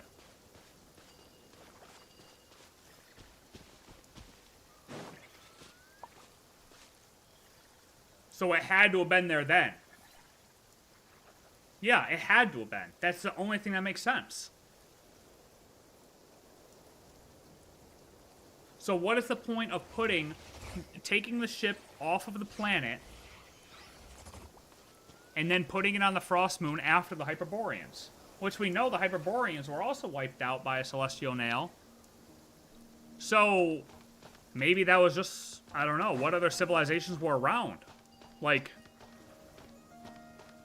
were no other civilizations around, so then nobody, maybe it was just simply, hey, look, nobody else saw this spaceship? Fuck it, we're just gonna hide the spaceship so nobody suspects there's a world outside the false sky.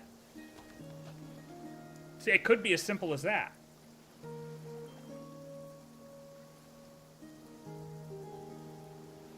But I might be missing something too with that.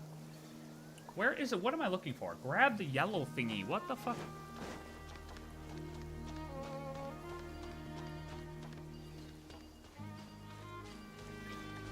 This?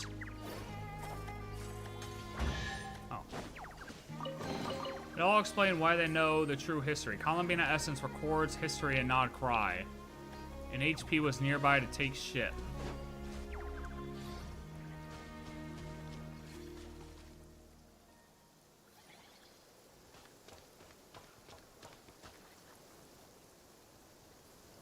Rewrite that first sentence.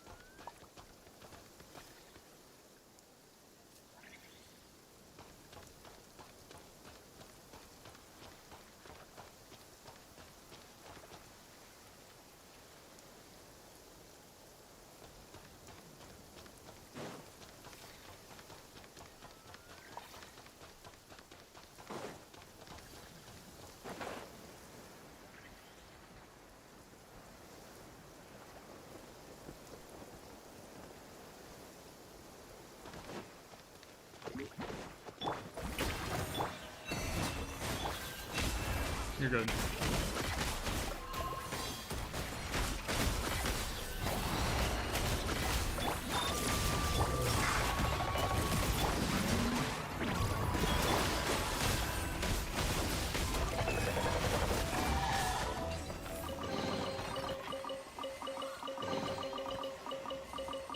Dude, what is this triple combo chest shit we're doing in this portion of Not Cry, dude?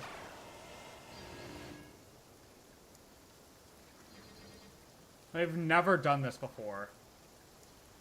Where you see one chest and then you keep killing monsters to get more chests.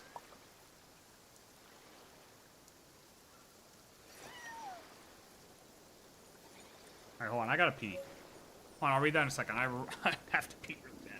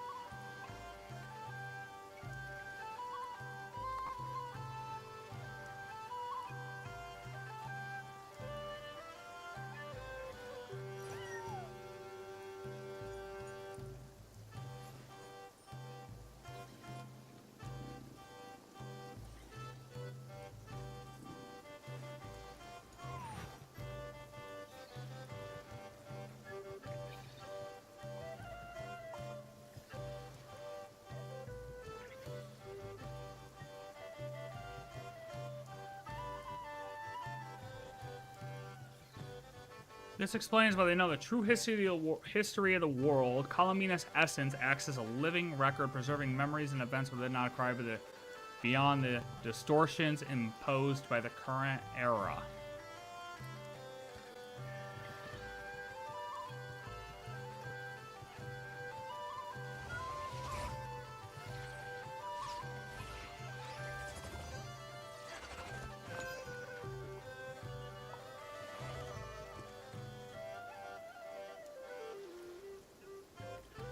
Are you saying that matters in the context of the spaceship, though?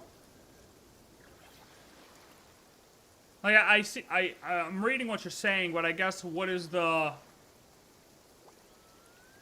like, in reference to what? Are we talking about the spaceship, or are we talking about like the entire like why people know the things that have like been happening?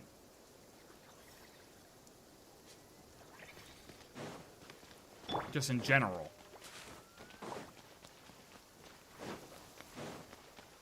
If that makes sense.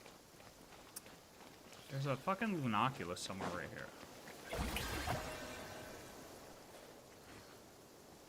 Oh, challenge?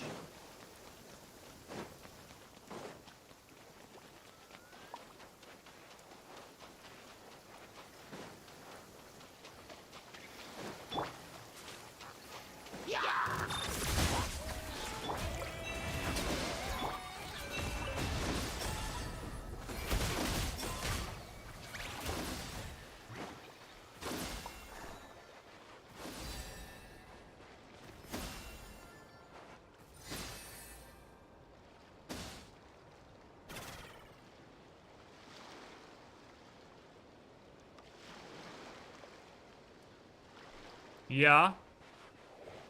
Unless he struck them down. Okay, so when you... sorry, that's what I meant to ask. So by saying they, are you talking about the Hyperboreans? Because, like, if... The thing is, he could have stricken them down with a Celestial Nail before he took it away.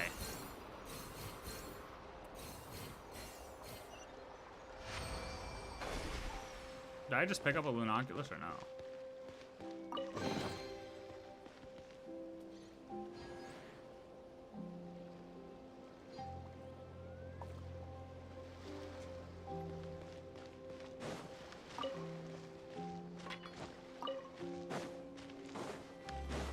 Yeah.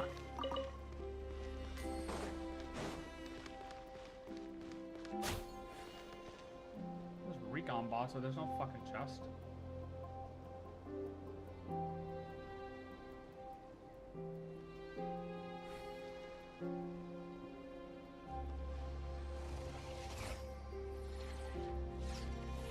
What? What are we got ourselves a straggler.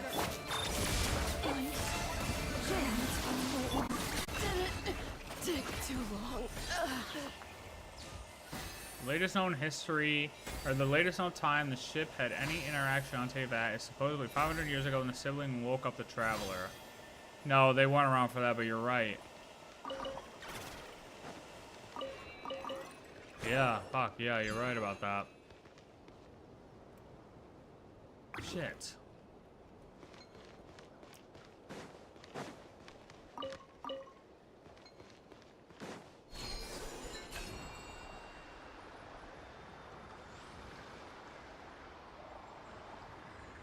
Why the fuck can I destroy these?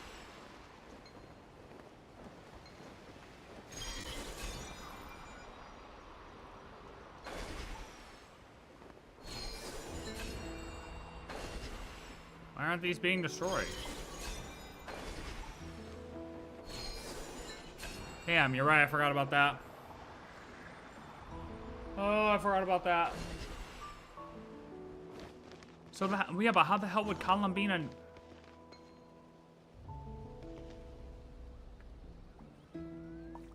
How would Columbina know our ship is on the Frost Moon then?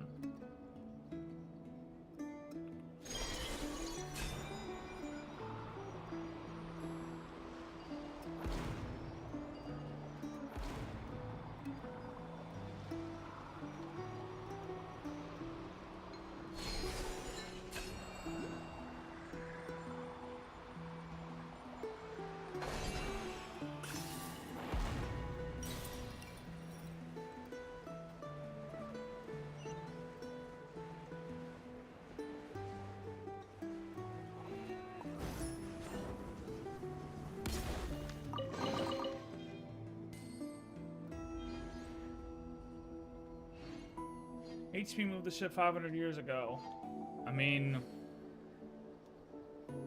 based on that, yeah. I totally forgot that, yeah, obviously we got brought to our ship when, I mean, that was the whole key thing. Our sibling got the key from Deirdre and used the key to come find us and break us out of our ship. Or, well, get us out of the ship. I forgot about that for a second.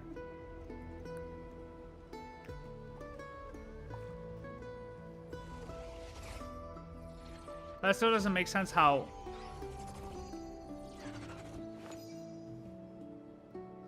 Oh, she said she knew once she gained the full authority and the moon made it inside the firmament.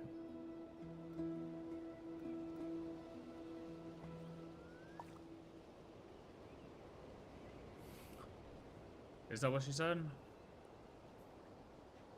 Let's see. Let's see exactly what she said. When we just met, by the moon's reflection, I sensed something I hadn't expected and returned to our present, yet to discover it at that point. The story of the time before I was born was in fact the story of my distant future. It's truly fascinating. I haven't even talked about how the fact that, I mean, a lot of people were right with the whole column being as in a time loop thing, pretty much. But it still doesn't explain her birth 500 years ago. I think I saw something about her from the waters she was formed. The primordial waters assisted her birth 500 years ago. But when I obtained the Trilunar Authority and returned to our present reality, I sensed something I hadn't expected. Your... So you mean... Yes, your spaceship. All this time, it has been hidden on the Frost Moon, which lay beyond the sky. Okay, yeah, so...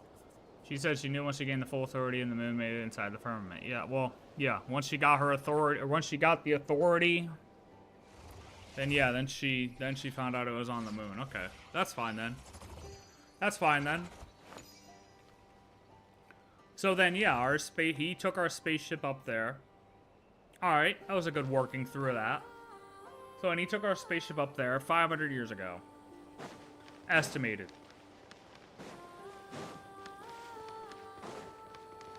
Heavenly Principles.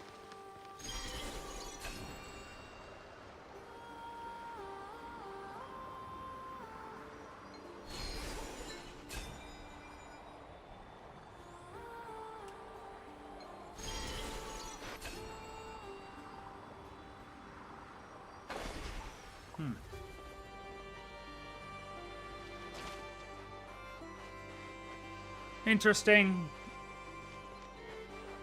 I will admit that is a little interesting, especially in regards to our Abyss twin. Because we all know they have not been as forthcoming as we would like them to be with things.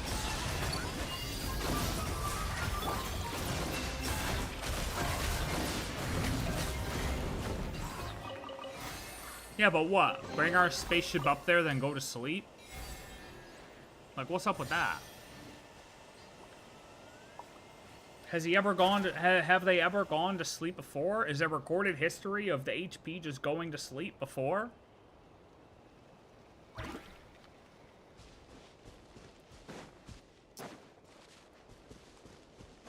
HP goes to sleep at the same time our spaceship goes to the moon? And yet it's being hinted right now that the AI of our spaceship is potentially the HP? That, I'm not gonna lie, that seems a little interesting. But now that our moon is...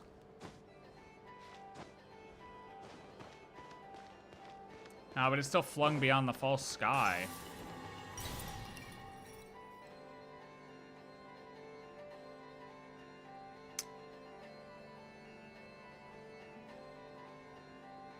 It was flung beyond the false sky 6,000 years ago.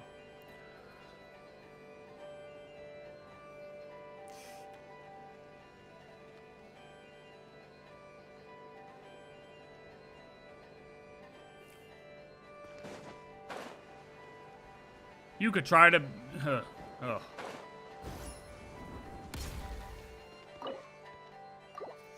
You know what we need?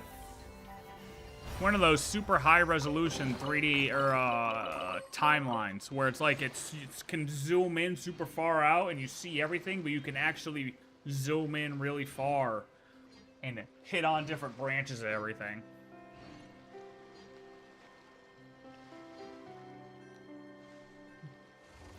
Yeah, that same timing is, I mean, that same timing is a little weird too.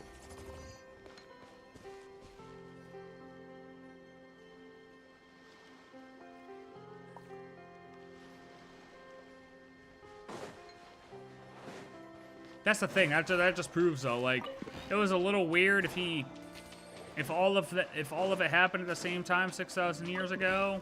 Like, no matter what, it's weird that he sends our moon up there. Like, for what purpose? Like, either way, it's like, for what purpose? What are you trying to hide? Like, what is actually being hidden, and for what reason is it being hidden? And who are you actually trying to hide it from? Are you trying to hide it from us, or are you trying to hide it from the people?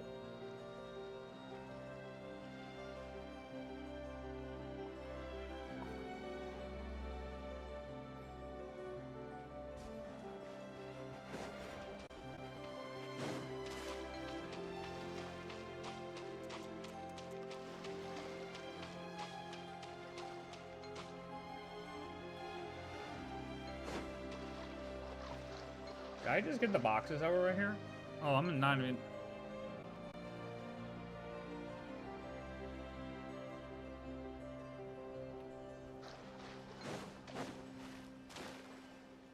Oh, see, now I'm walking and talking, and I'm not realizing what the fuck I'm picking up, but I think I already picked the boxes up right here, right?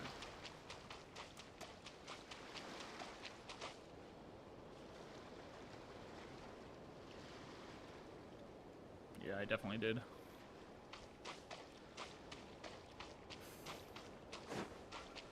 I don't know, man. It's all...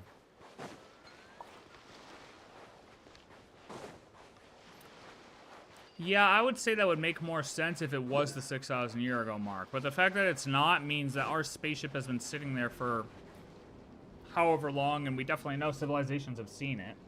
I mean, yeah, we gotta remember the whole Reed Miller thing. Didn't Reed Miller try to move our ship? Didn't he want to move it?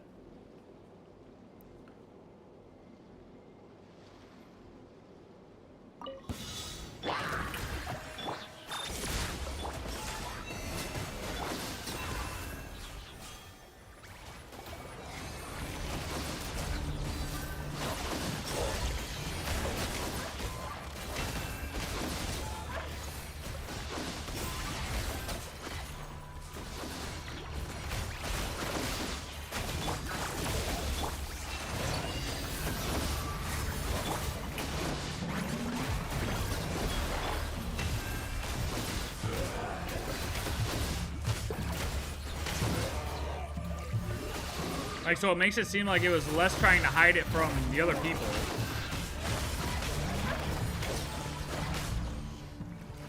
But more so had something to do with us directly.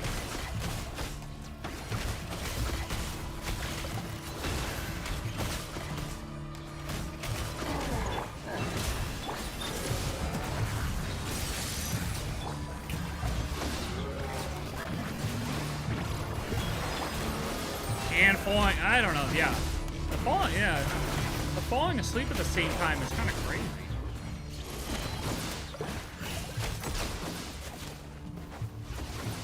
Like, does one affect the other, I guess? Probably not. Because of the fact that so many things happened 500 years ago.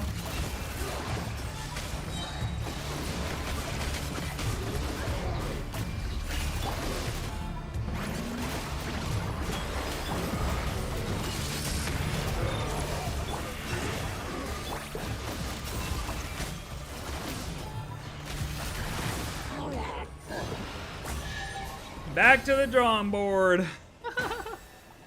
Yeah, all it takes is fucking one little random thought, and yeah, here we go again. Cross that off. Cross that off. No, redo, redo, redo, redo. Thank you for bringing that up, though. That it was. Yeah, we interacted with them 500 years ago, because I was forgetting about that. And that's kind of major. How could I forget something so major? Oh, I know. Because there's so many goddamn things to remember in this game. When you get hyper-focused on one, it's easy to forget about something so simple.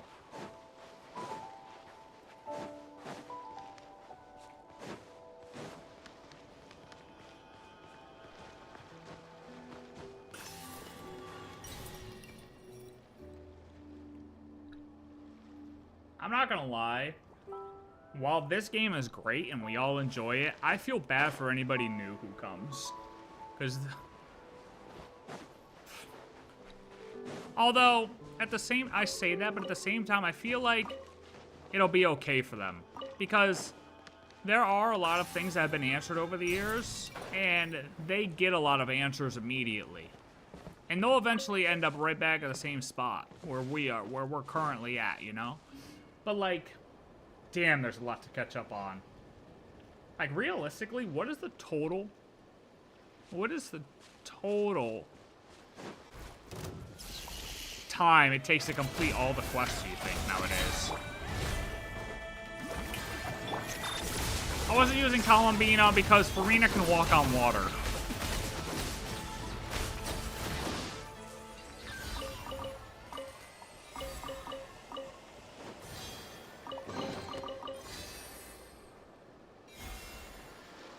Farina can walk on water.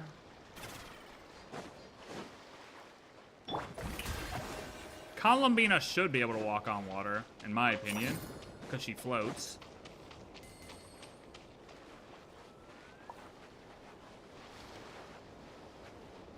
Alright, I'm grabbing these last couple chests over here, and then I am...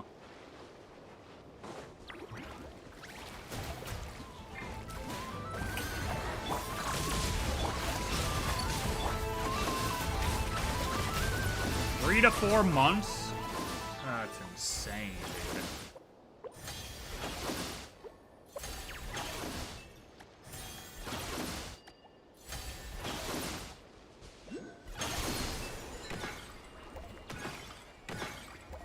Boom!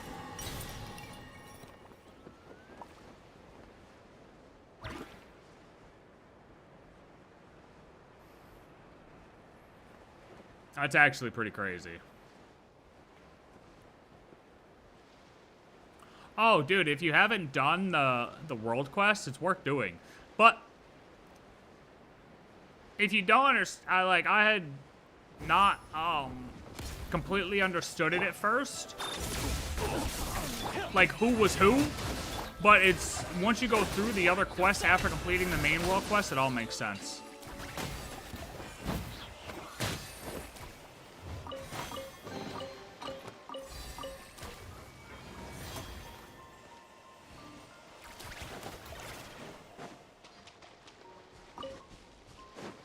But the main world quests and all the other side quests are great.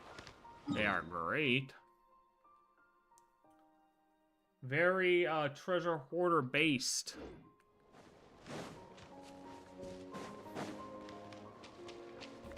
But by the end of the day, I figured out, it made sense who everybody was.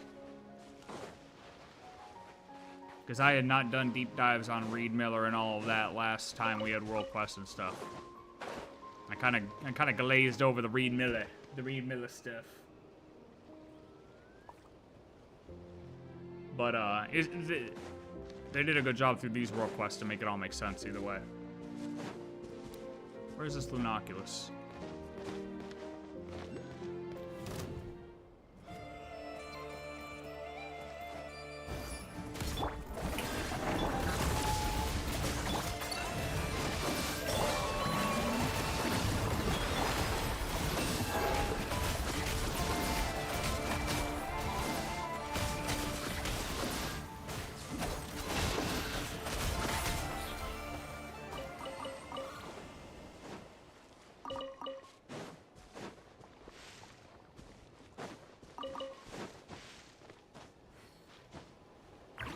How the hell am I supposed to get that one?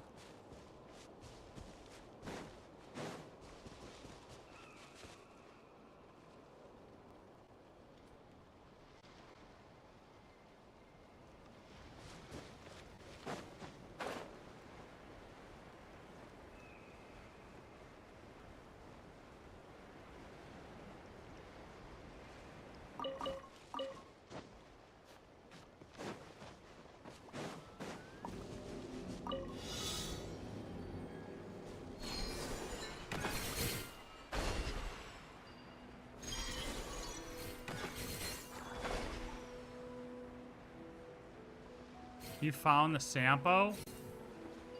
Well, Yeah. The Sampo...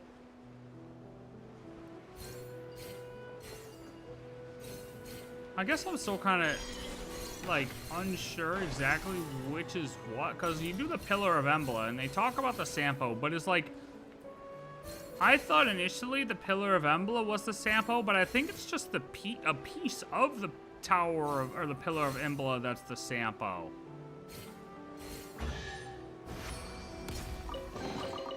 That is one part that still did kind of confuse me. I'm not sure. What? What, Radish? What do you want to discuss?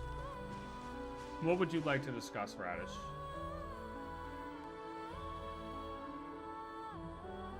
Please, I'm dying to know.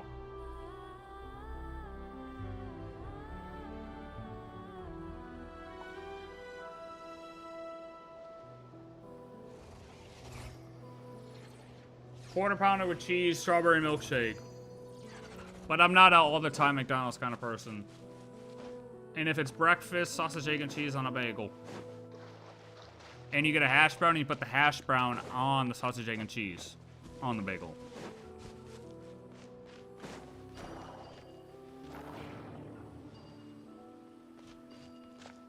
Trust. Trust. That's the juice right there.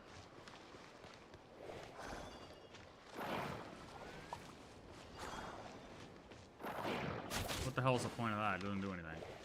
You trying to beef Grandma? Oh.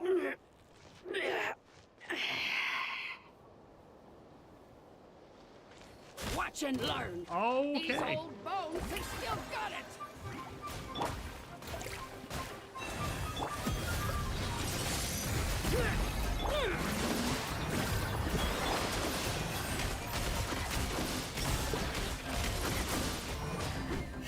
Brother, it's the answer, trust. Looks like I'll need to use my ace in the hole. Oh, you need to do frozen or overloaded on her? Oh shit, GG. Look who's full of surprises. No. Quit. Oh, I'm out of stamina. See you handle this.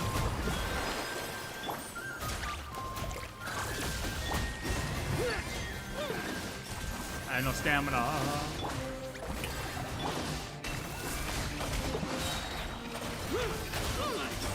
Bro, can you never please attack?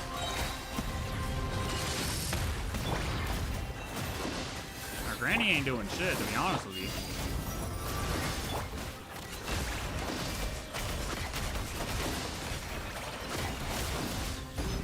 Bro, I told you, I was using this because Farina can, ow, ow, ow.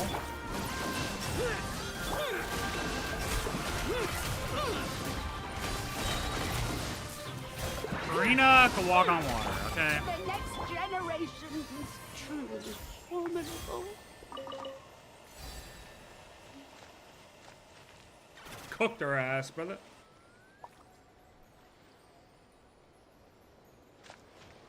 See that?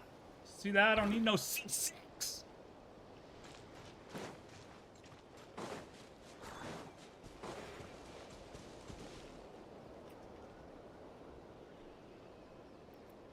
All right. Oh boy. What a time. This has been fun. I feel like we accomplished a lot today, low key. I feel like we got a lot of answers today, low key. Oh, god damn it. I didn't have my friendship team on, man. Fuck.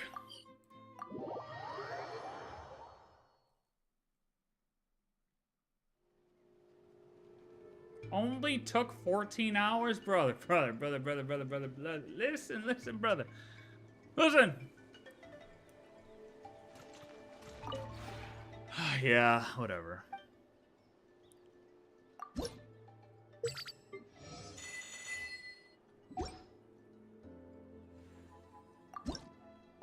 Look, man. C6 is just easy mode. Okay.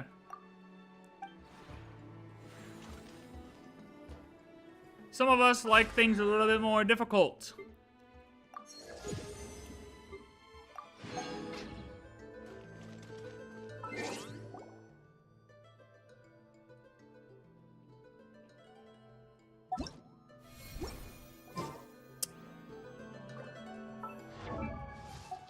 God damn it, man. I gotta be so close with them, dude. And I have to finish them before... Oh, fuck, they're halfway.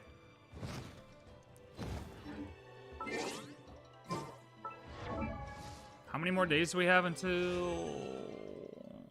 2 weeks?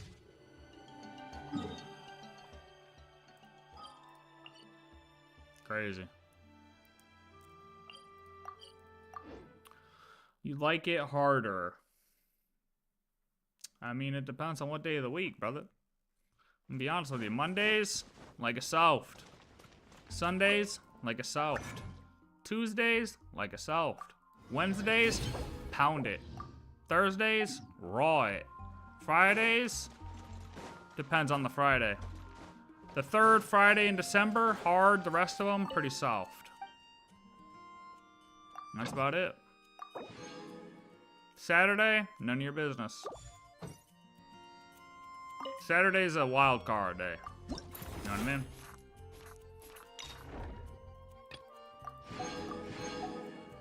Trigger the frozen reaction when Hiletta summons her battle armor. How about I don't? How about I just simply don't do that? Soft. Soft.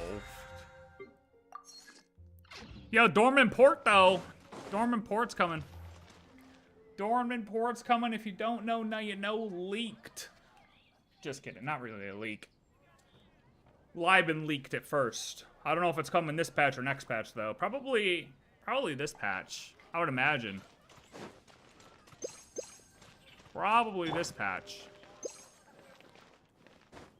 Maybe not, though. We did just get another map upgrade, so... And we might wait one. I don't know. I don't know. The thing is, we're definitely getting 2 more Nod Krai expansions, right? To a point, right? We have to. Or, well, it doesn't necessarily have to be Nod Krai ones, I guess. We're definitely getting 2 more map expansions in general. Because Catherine here, we got 2 more banners to get. And in order to get those 2 banners, well, we need a bunch more local legends. So we're on 6.3. So we'll have 4, 5, 6, 7, 8. Oh yeah, we got time. We got time for two more maps. It's just a matter if Dormant Port will fall into this local legend stuff for Nod Krai or not. Because if not, then we're gonna get 3 map expansions, and one of them's gonna be Dormant Port. Also, whatever they do for the summer event, too. God damn, talk about summer event already. So, yeah. Potentially 4 expansions within 5 patches? That seems kind of crazy, though. Nod Krai expansion could be... If they do a summer Nod Krai event, that might count as the 4th one of these. At the very least, we're getting 2. What is this? 10 minutes ago?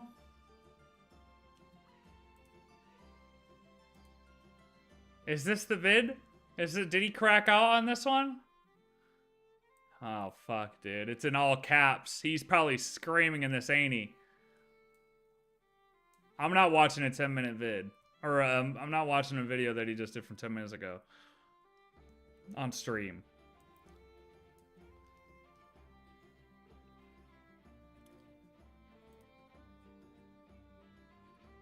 Jesus. I'll watch it tomorrow.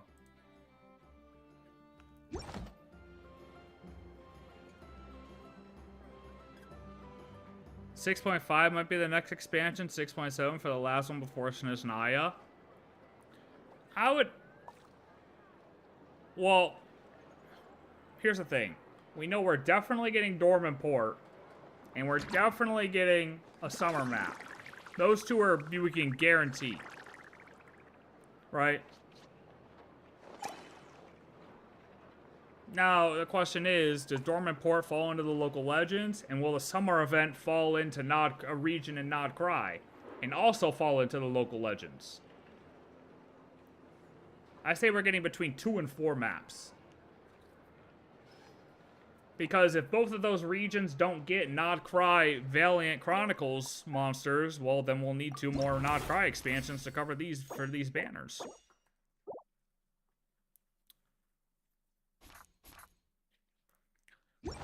I'll watch DeWitt's. He already came out with 3 fucking videos, dude. I was gonna watch some of his today, but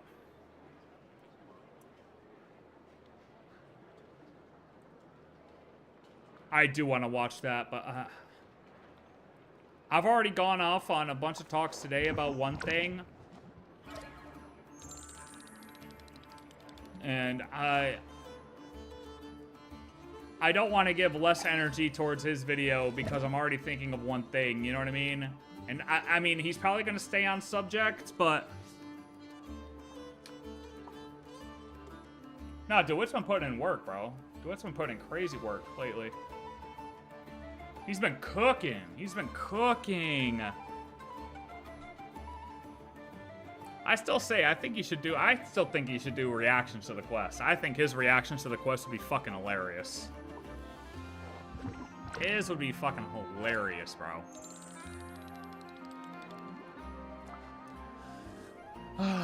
Damn, I do want to watch. No. We'll watch it tomorrow. We'll do a DeWitt marathon tomorrow. How about that? We'll do DeWitt marathon tomorrow. We'll watch his recap and his 2 videos he's come out with. That'll be a good series to do tomorrow. And we'll do DeWitt marathon, and then dude, I have to finish getting these chests at some point. There's really not a lot in this region of Nod Krai, so that's good. There's really not a lot of chests at all. Could be one last Nod Krai expansion, so only 3 more local legends. The last avatar frame could be gotten if you 3-star all legends. Yeah, that's possible too. I am assuming that we'll get, you know, it's a banner per expansion. I am assuming that, so fair. But I would still say at the very least 2, because Dormant Port and Summer Event. You know what I mean? So, at the very least 2. Listen, Radish. Everybody is just going to be upset. All the HP Glazers are going to be super upset when his head is rolling. Blood out of the jugular. I'm telling you, dude. I don't care if it's a robot or not. If it's a robot, sparks out of the wires in his neck.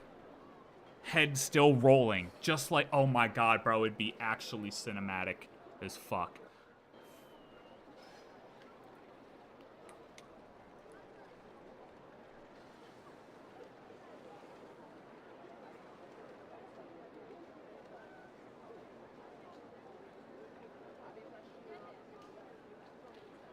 Where is it?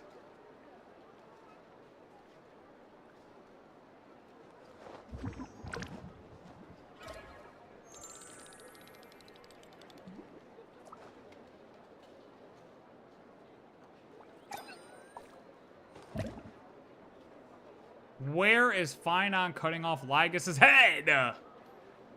Damn it!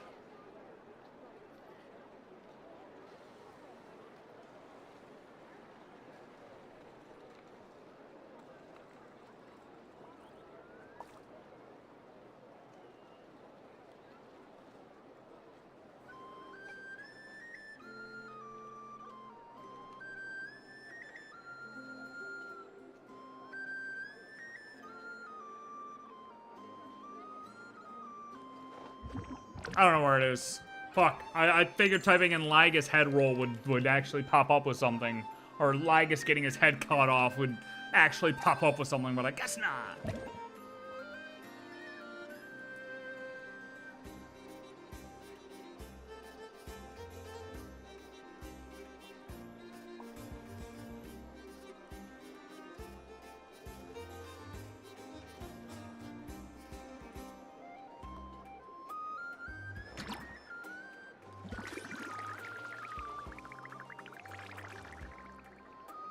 Dude, how is this not gonna pop up as a cutscene? Whatever. It's gone now. We're past the point of comedic timing. So whatever. Anyways. That'll be the HP if he's a robot. That's all I gotta say. Alright, I'm off of this.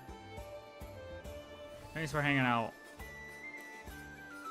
Enjoy your night, evening, morning, wherever you're at. I will be here tomorrow for more lore, reactions, analysis, and chest farming.